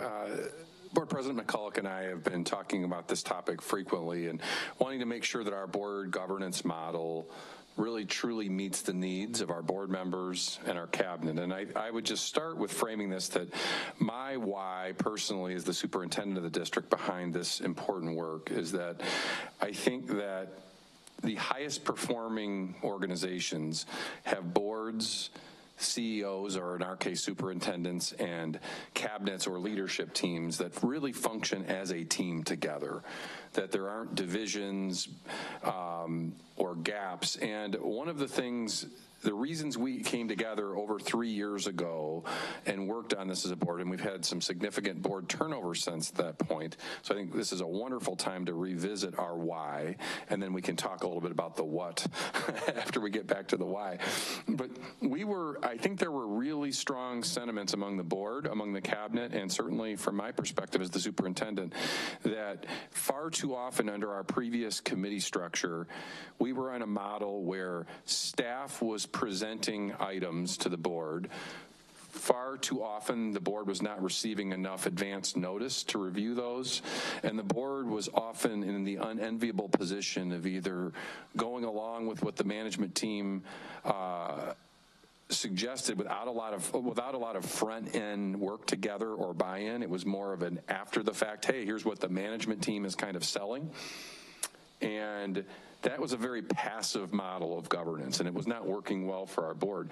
And it really puts the board in a position where you are either going along with what the management team is suggesting without a lot of buy-in on the front end, or the board was often finding things that were wrong, and it almost created an unnecessarily adversarial tone rather than a team.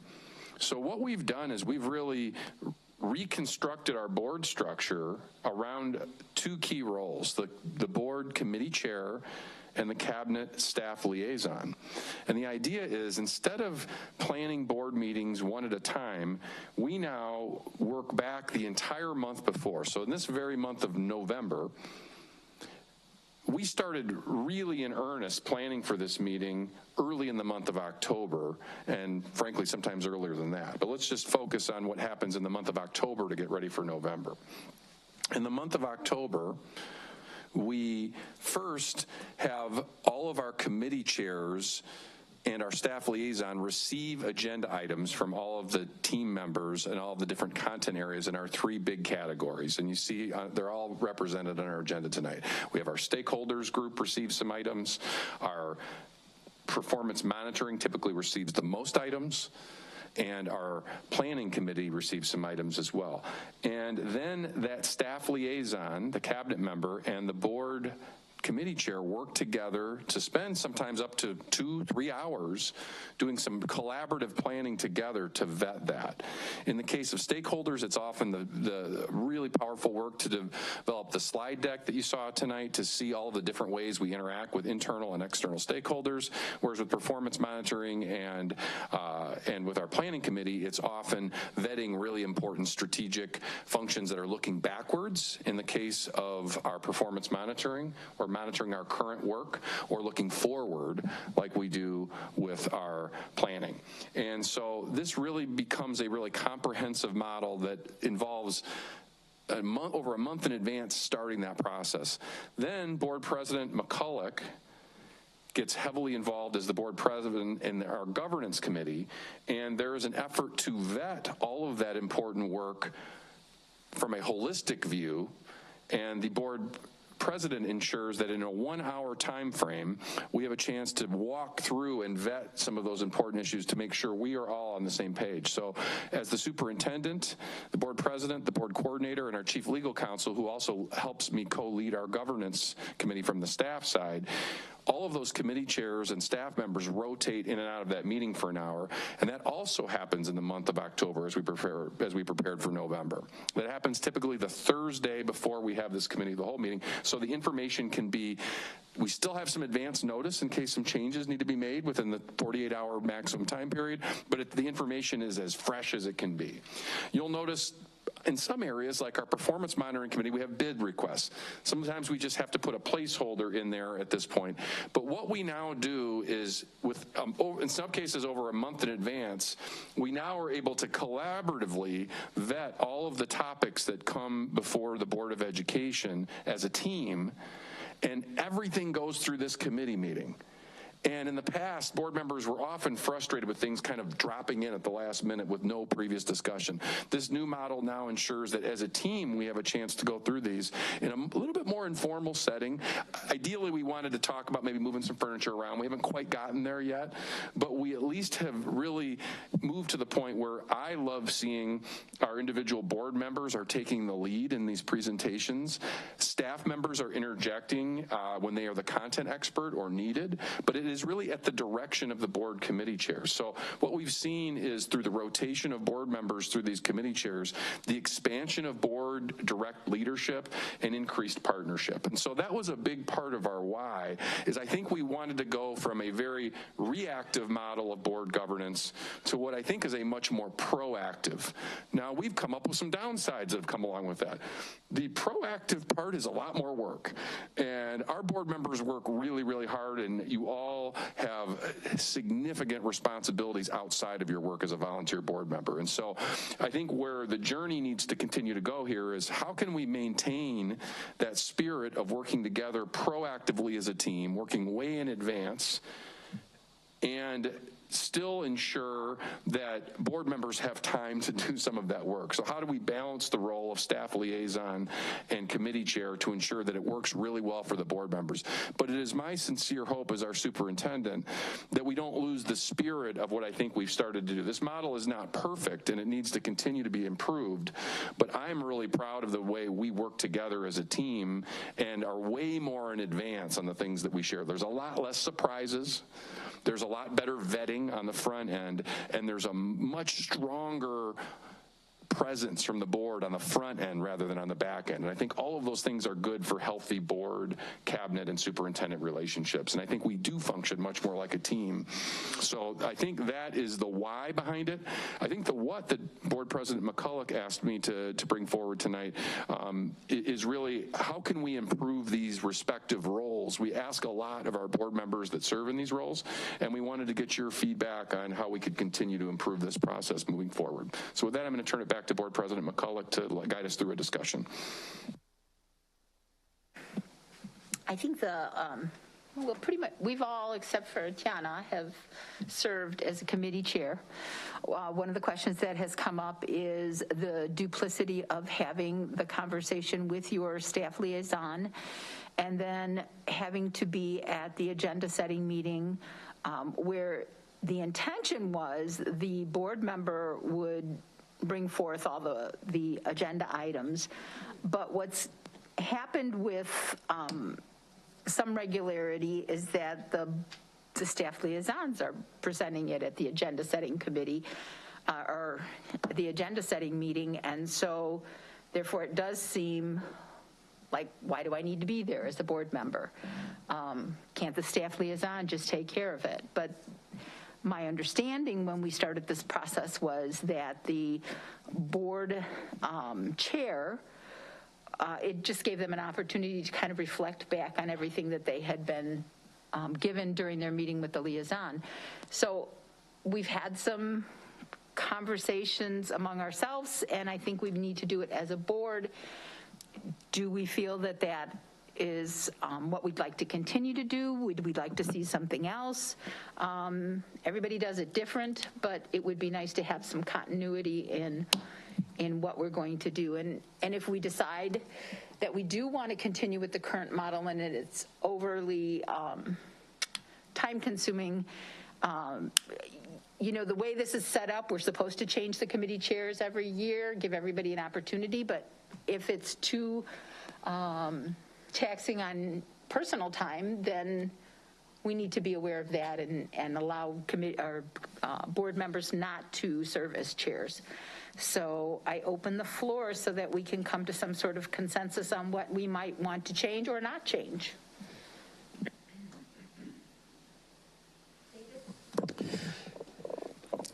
Having had some time to reflect on what it was like to be a chair and no longer be, one of the things that I think could really help, and before I get into that, Dr. Jarrett, you very smoothly described what we went from and where we are right now, and I'm not sure if you intentionally, but you conveniently left off just how bumpy this transition into this structure was. The first many months that I was on the internal external stakeholders was rough. I mean, when you finally put together a calendar, everything made a lot more sense. But one of the things that I think could really help, and in my committee, Mr. Earl Dotson Jr. and Laura Lammer really did a great job of synthesizing the things that needed to be done when we met. But I think it would also have been helpful if we would have maybe taken the last 10 minutes of the meeting and really focused on, okay, what are you as a board member going to say at the governance meeting? We would just kind of agree on a bunch of things and then we would end it there. And we didn't have that preparation. And I don't know how it went on the other committees, but from where I was sitting, that's something that I think could have really made that governance committee meeting more impactful for everybody. The board member would have shown up prepared with these things that we're gonna say, rather than just having this content in our heads. It would have been further distilled down, if that makes any sense. But not a script at that point, or is that what you're looking for? Because that's part of the question is, I'm going to say that's part of my question is if we are just reading a script, then you probably don't even have to show up with the liaison. I mean, you can just read your script, and but the whole idea is that at least one board member is up in front. That's where the rest of us can go if we have questions, because they have a deeper knowledge. They've had further communication and conversation.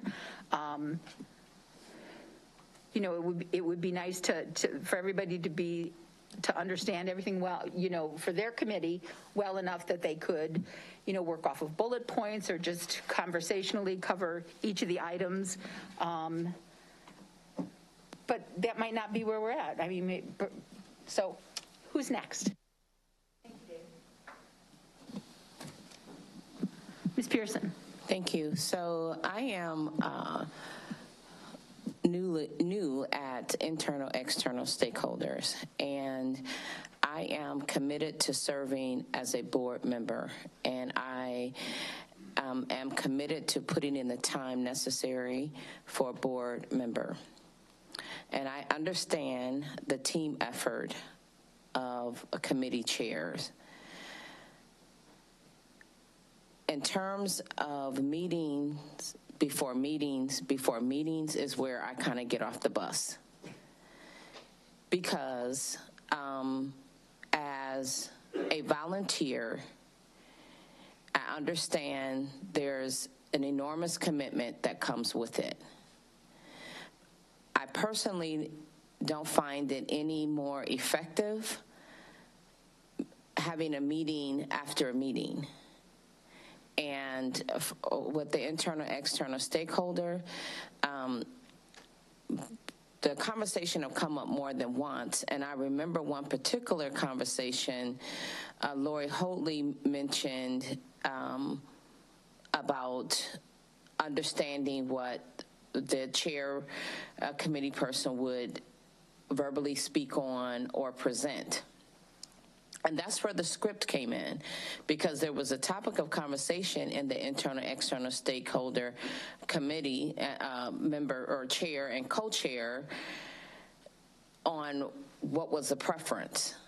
And so that's when it was indicated that with the script, it's standard, and you know what's going to be said. So it doesn't matter to me one way or the other, but if there's a question on how the delivery will be, or if there's a question on what will be said, then I'm in full support of the script. Again, it doesn't matter one way or the other. In terms of being better managers of time, I still do not understand the purpose of the prep meeting that I have with the staff liaison and then turn around and present it in the governance meeting, and then turn around and present it at the committee of the whole. So for that reason, I am not in support of yet an extra meeting. Mrs. Pearson, to be clear, the meeting that you, the staff liaison prep meeting, and obviously presenting it live at the board meeting, so your concern is with then having that extra session with the governance committee. Is that am I understanding you correctly? Correct. Okay, I just wanted to make sure which of those meetings was the one that was superfluous. Correct. Okay, thank you. You're welcome.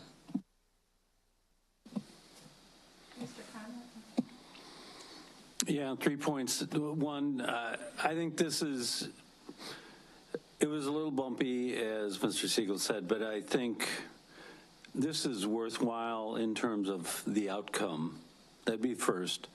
Second is, I found the script to be useful in one large sense, because the performance and monitoring, I'll say, has really it's a broad area, and I can't speak for the other committees, but that one in particular, I would say, I think having the insight of your liaison and just a summary of some of that is helpful. At least it was for me. One of the comments on that is that it was with Ms. Detman is there would be certain items we would spend a fair amount of time on, and others we would spend really not a lot. And I think there's a dependency, I'm speaking for myself now, of the knowledge of the liaison. And so I was very comfortable with questions on some items, but not necessarily everything. And so I would say that meeting with the liaison was very important, and to go over where we thought there might be some issues. The going over the agenda part, I will just say, quite honestly, from my standpoint, and again, this is just me, but I didn't feel I had the expertise to say, oh yes, A, C, E, and G keep, the others don't, or whatever. We are not the day-to-day, so I would expect the liaison to have a lot to say that, oh yeah, we've got 15 things, here they are, and then it's kind of our job to understand it. And so the agenda part, I have to be honest and say, yeah, and Mrs. McCulloch, you know this because I know it's a shock. Let my opinion be known on that one. But I really, didn't like the experience because I thought really the expertise was with the liaison and not me. So that's what I would say. But overall, I'm very much in support of this. I think it's improved a great deal of this. My third point, which I'll touch and leave, but let me just say that the one thing about the old committee system I do miss is the public community participation. And I don't know how you could pull this off. And I know we've seen where some of that participation can go off the rails. But the fact is, if there is some time issues, it wouldn't be bad to have an opportunity for community to get involved with at least a piece of some of this. And I'm not suggesting I have an answer about how to implement that. But if the question is understanding some of this, understanding the impact, we've talked that the one thing we miss is that we don't have that participation.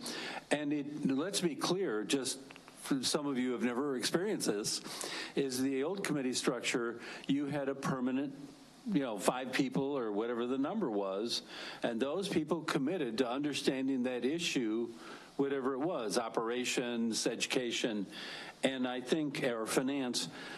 And so one of the things I would say is that, that might be at least worthwhile to look into having some system where we did have people who would be committed to doing that, because there are people who are actually interested in education and the issues. And my last comment on that is, in case the alphabet soup is not confusing enough for everybody, there's actually a lot of details behind it. And so let's just say that there's a lot of stuff to learn, and having community a part of this wouldn't be a bad thing. But in general, I think it's worked well, and I would support the committee system as we've got it. Well, I would just say that as a committee chairperson, I feel a lot more engaged than I did before, with reports just being given to us. Being involved in actually the preparation of the reports is much more engaging for me.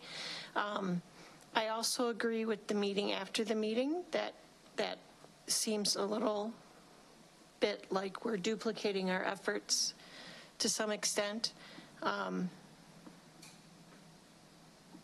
So I don't know if that's something we want to talk about or whatever, but I do like the structure that we have now. Yeah, so it sounds like the issue is really that governance meeting. And I mean, for me, it's 15 minutes. It's a Zoom meeting. I'm sitting in my office anyway, but for others, it's probably different. So, and thinking about it, honestly, I'm not sure I do get anything out of it. So I wonder if that's what we really need to tweak. And I don't know that the committee chairs do really have to be involved in that, but the governance meeting could just be with the staff members, and they can report out based on their meetings with the board members. In anticipation of this being a potential topic, I had a chance to speak, and I did this on behalf of everyone, Doug Eady, who is the person we had worked with, and I thought I would meet with Doug so that I could bring this to the group here. And Doug was actually surprised to hear that in our interpretation that our governance meeting was incorporating the other committee chairs. So in his mind, it was a bit of a deviance from how he remembered the core model. And he reminded me that in our original documents, the governance committee has a function of staying on track with the larger calendar. So we plan retreats, and this is the board president and vice president, along with, in our case, our staff representative that leads governance, which is Mrs. Hoadley, and then the superintendent, and our board coordinator, Mrs. Fromm, would be involved in the meeting. he does agree that a core function of the governance committee is vetting the upcoming board meetings as well, but he did not feel it would be necessary to toggle with some of the Open Meetings Act issues we have to, with kind of the inefficiency of the 15-minute increments and kind of waiting in the waiting room. He thought perhaps that was an opportunity if the board did see fit to make that change. He saw no reason why we couldn't just have it be a more traditional governance committee meeting with the board president and vice president doing, and that is actually something similar to what we used to do prior to making this change. But with the board support for that, I don't think that there would be any problem with, then we could just have all the staff members in there at once, be a little bit more efficient with our time. Still could do it as a Zoom meeting, which I think works well, so the board members wouldn't have to come in, but we could have the committee chairs really work closely with their staff liaison, which I'm hearing everyone sees as a valuable part of the process. So I would be happy to work with Board President McCulloch and Mrs. Hoadley and our cabinet to implement that suggestion if there is a majority of the board that would like to see that happen. I see heads shaking, and the 3 current chairs have all said that that is something they would like, and I appreciate that we have the conversation.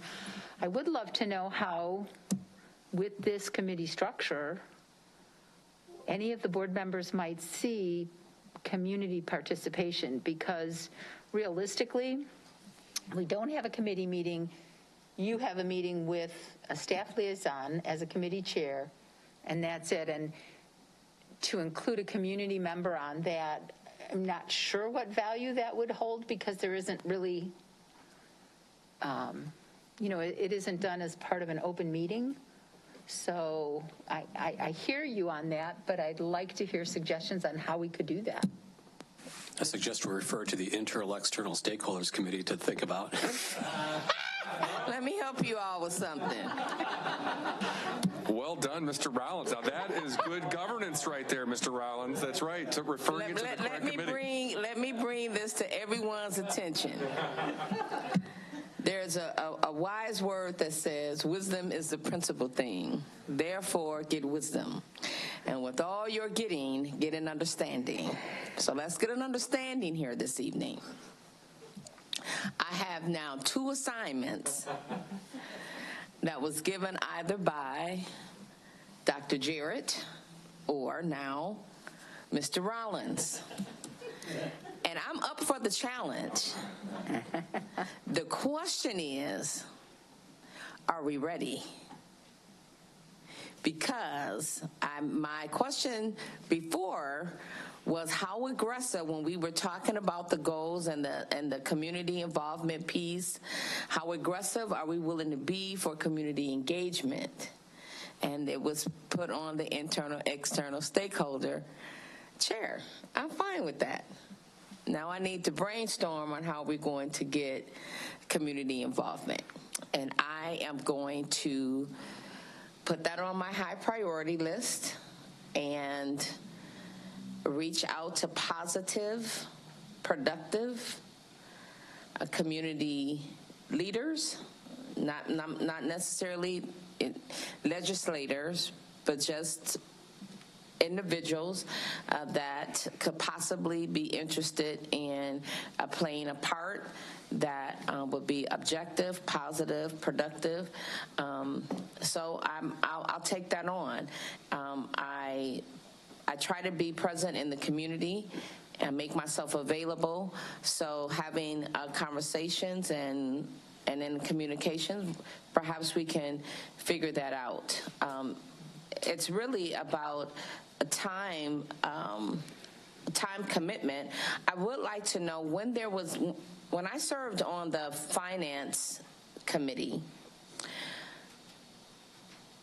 Of course, it was open. It was an open meeting. So what different would it be to add a community? How difficult would it be to add a community member in on a Zoom?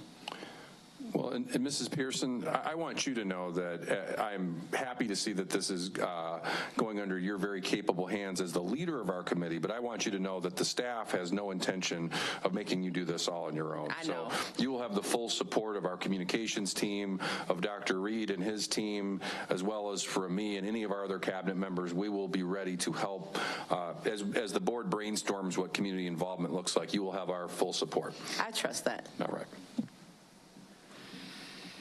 Okay.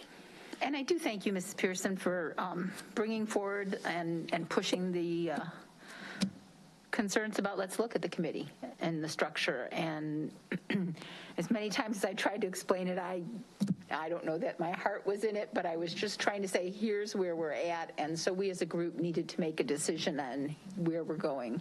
So what I hear from the rest of the board members is that we will continue, committee chairs will continue to meet with their liaison. The liaison will attend the agenda setting meeting with the governance committee. Mr. Rollins, you'll still have to be there for Mr. Rollins does not get out of it.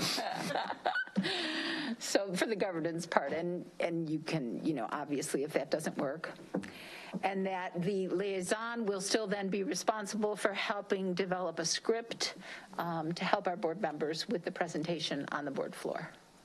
Did I encompass everything that we just decided? All right. You did. And Mrs. McCulloch, I just want to also highlight that in addition to your role as leading the governance committee as board president, embedded in that role is the idea of keeping an eye on the annual calendar as well. So there are 3 retreats a year that governance committee helps to put together in partnership. We have one coming up here in December. The other big task is the evaluation work that happens. You have 2 employees, your superintendent and your chief counsel, and you also have a self-evaluation process that you undertake. So all of those key functions do flow through governance. So I just wanted to highlight that in addition to the governance committee helping to prepare for the month's worth of meetings, there is that annual focus as well on those key outlines as well. So I just wanted to highlight the work that's going to go on in those areas. And a reminder to everybody that the December 10th meeting will be here before we know it. So keep that Saturday free if you will. It sure seems like we do a lot more with governance and being president and those things. But thank you for that. The rest of my governance committee are the preview of the consent items, the meeting minutes, the contract purchase orders, the Freedom of Information log, and the Rockford Fire Invitational Track Meet fee waiver. This fee waiver was requested by Rockford Park District to have the facility use rental fees waived in order to use the Auburn Field House to host the Rockford Fire Invitational Track Meet, which occurs on Saturday, December 17th, 2022. The administration supports the requested waiver inasmuch as the invitational provides RPS 205 middle school and high school track athletes an opportunity to compete against teams from what is written in my script is around the region, but I looked at the teams that attended last year, of which there were 38. And they not only were from Illinois, they were from Nevada, Michigan, Missouri, Wisconsin, and Iowa. So this is not just a regional event. Part of my looking into that was because we did ask how many people competed, so we knew how many of our, which is why you got that email, how many of our students. We wanted to know what percentage of the students participating were our students, and we didn't get a solid answer. We just got a repeat of, well, we have 40 to 45 of our students. So the best way I could go about sort of figuring out, I mean, even if 38 teams times 20 students, we're a very small group in there. The key in this, the total charges for using the Auburn Field House is $2,243.25. The Rockford Park District would provide the following in-kind donations to offset the cost of using the Auburn Field House. A $2,000 donation to the RPS 205 District Athletics to be written specifically to Auburn High School athletics. free participation to all RPS 205 athletes. They estimate 40 RPS athletes. By the way, the fee is $8 per student and $24 if it's a relay team, which waives approximately $400 in entry fees. In addition, the participating athletes would receive uniforms for the event. I wish I knew how many people participated at $8 each on those 38 teams last year, just to have an idea of what kind of income they have coming in. Auburn High School retains 100% of the concession stand sales, so that is truly a fundraiser for them. They, I think I understood that they made almost $4,000 previously. So, does anybody have any questions or conversation about that item? Mr. Rollins. Well, so we spent a lot of time creating our policy, and I don't know why, but recently it just seems like we're getting hit with these waiver requests. And just given the numbers that you've identified, why is my first question is, why is this coming before us as a waiver? Because it almost seems like this is a category 3, and that with a prior approval of the board, we can accept in-kind donations from the user. So why is this a waiver when it sounds like they're basically giving us the entire value of the facility use with in-kind donations?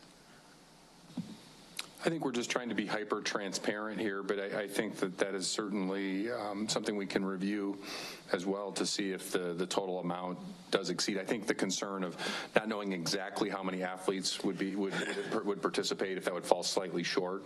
But I think one of the things that we really did a deep dive in is, why is this partnership strategic for RPS? Yes, a small percentage at the meet would be RPS students, but I think the larger issue is the district athletic director coming new onto the job, seeing this as a potential opportunity to develop a deeper partnership. This was certainly an inherited partnership, something that has happened in the past, not a new idea, and perhaps that would be a better avenue, Mr. Rollins, rather than bring it forward to the board. I think it would sit better with me. I don't really like granting waivers. We spent a lot of time, believe me, a lot of time hammering out this policy that we've got in place now. And the tension that we've got is, people in the community view us as we have these community assets. The community should be able to use those assets. But it actually costs money to let people use those assets. And, we're entering into an environment where the administration is starting to signal that it's going to start asking for increases in the tax levy. So, we do need to be cautious about doing things that increase our expenses. Every time somebody uses our facility, there's utility costs, there's wear and tear, there's staffing costs, there's janitorial costs. Those are all real costs, and they come out of our budget. Now, every time one of these comes before us, you can always say, well, this isn't very much money at all, and this isn't very much money at all. The other thing, I just remember us discussing, I don't see it in the policy, and maybe for some reason we decided not to do it, but I thought at one point we were talking about just giving the superintendent, saying, okay, we recognize that, a lot of these aren't a lot of money. We'll just give you a budget every year. It's $5,000. Okay. So you've already got a $5,000 budget. Have you exceeded that budget this year? It gets pretty close usually. Like when someone wants to use our parking lot, I have to use right here for it's $100. Mr. Phillips could probably tell you what it is. We're probably like $2,100 left, or we're. Okay, so that's something to keep in mind, is every time we get one of these waiver requests, it means you've exceeded your budget. Now, we could also talk about increasing your budget. That would be wonderful, yes. So that we don't have to, in the context of this every year. A $500 million budget, having a discretion of $5,000 is very low. Yeah. Well. Ms. McCulloch, we do actually have an answer to your question for the number of athletes. The last time this event was hosted was in 2019. It was the 6th annual event. It hosted 600 athletes. And thank you to Kathy Baer for looking that up for us. I actually went to the website. There was one in 2021. And so that's incorrect. I did talk to the Brad Pemberton today, and he said they did one last year. I don't know when the last one was. Yeah. Okay, so that was. Pardon me, the numbers from 2019, not necessarily the last time it was hosted. No. That was my error. In 2021. In 2019, 600. So in 2021, they had 38 teams. If we were going to bring 40, I'll just do that at 40 and multiply that at $8 a person. And the Park District would be making, just on entry fees, $12,160. And they're going to give us $2,000 of that. That's what our rental fee is, so we don't charge per. Right. I understand that. I love the idea of a feeder program, but I don't think it's embedded really well in here as to how that feeder program is going to work. There was a question in the email today about whether or not elementary students would be involved. There was only one school mentioned because Mr. Lamont has a relationship with that gentleman who is also a Guilford coach. If we're going to do this, I would want to see it across the board. Every elementary has the opportunity, every middle school has the opportunity, every high school has the opportunity.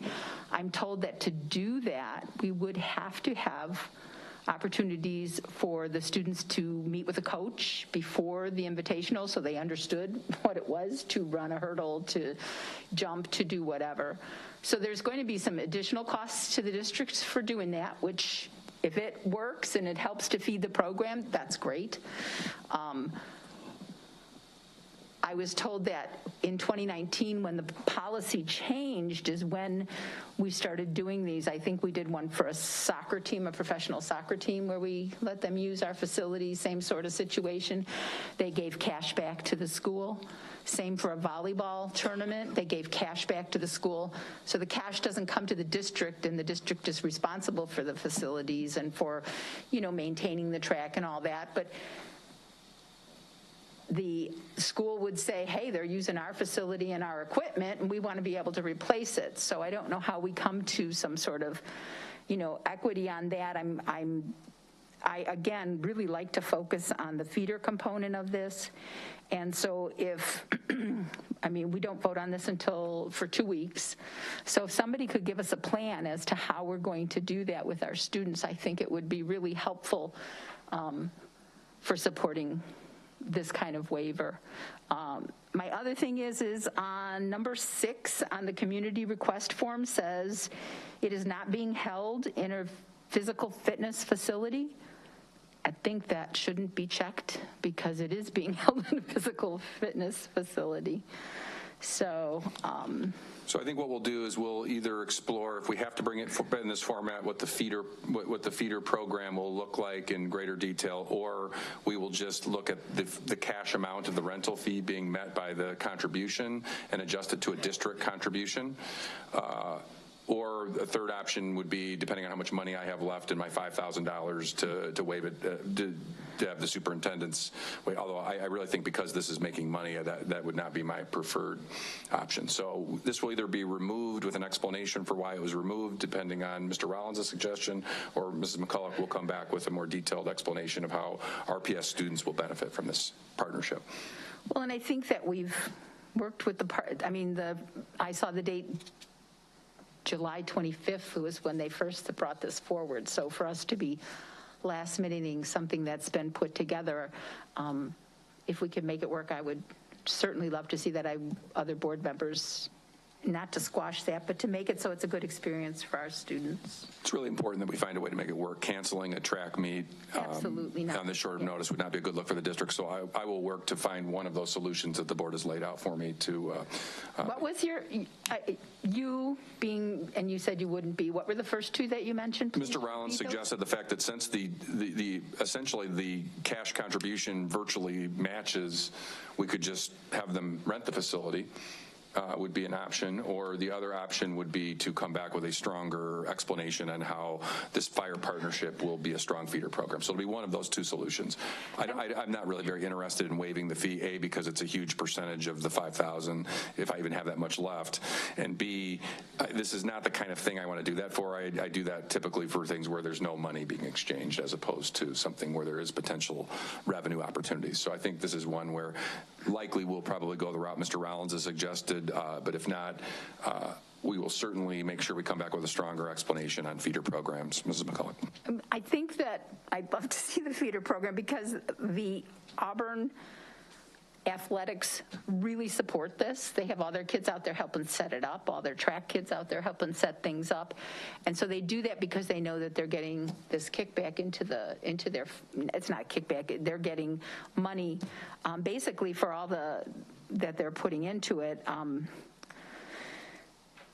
And that is the model that we're at right now. So, okay, we'll look forward. That's going to be on our list, right? And the other governance item that's not on your list, I don't know if any of you noticed that there's been a tweak in the exit slip summary to be filled out. Too often we were finding see above, see above, see above. So based on some comments from board members, tried to consolidate into two questions and then a plus delta at the end, and I hope that saves you a little bit of time and helps you focus your comments.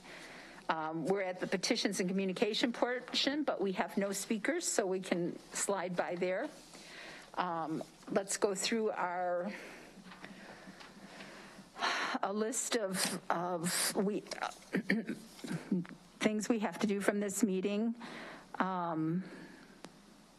One was off the audit, and that was going to refer to why we had a delta in the central and community services expenses,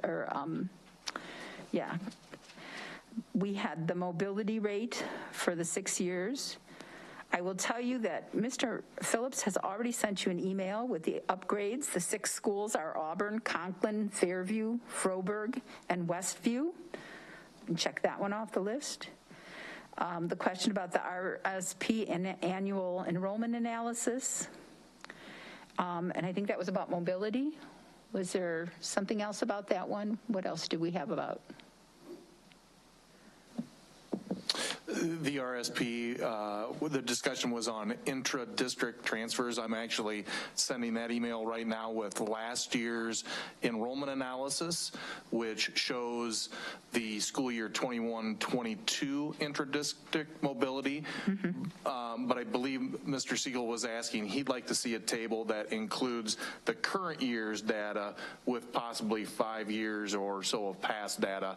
So that's what I've already sent an email to RSP requesting that in our new enrollment for the next enrollment analysis. Okay, and then the last one was the fire fee waiver or hopeful feeder program. Anybody have anything else that I might have missed on that list? All right. Ms. McCall, the exit summary slip, after it's filled out, we hand to our legal counsel, and she summarizes it, and then you get a copy of it. So usually it's Ms. Hoadley back there, but I'm sure that Ms. Goldsmith would take it as well. All right. If there are no further comments or agenda recommendations by the board, I can take a motion to adjourn. So moved. Second. All in favor? Aye. Any opposed, same sign. We are adjourned at 7:55. Thank you, everyone.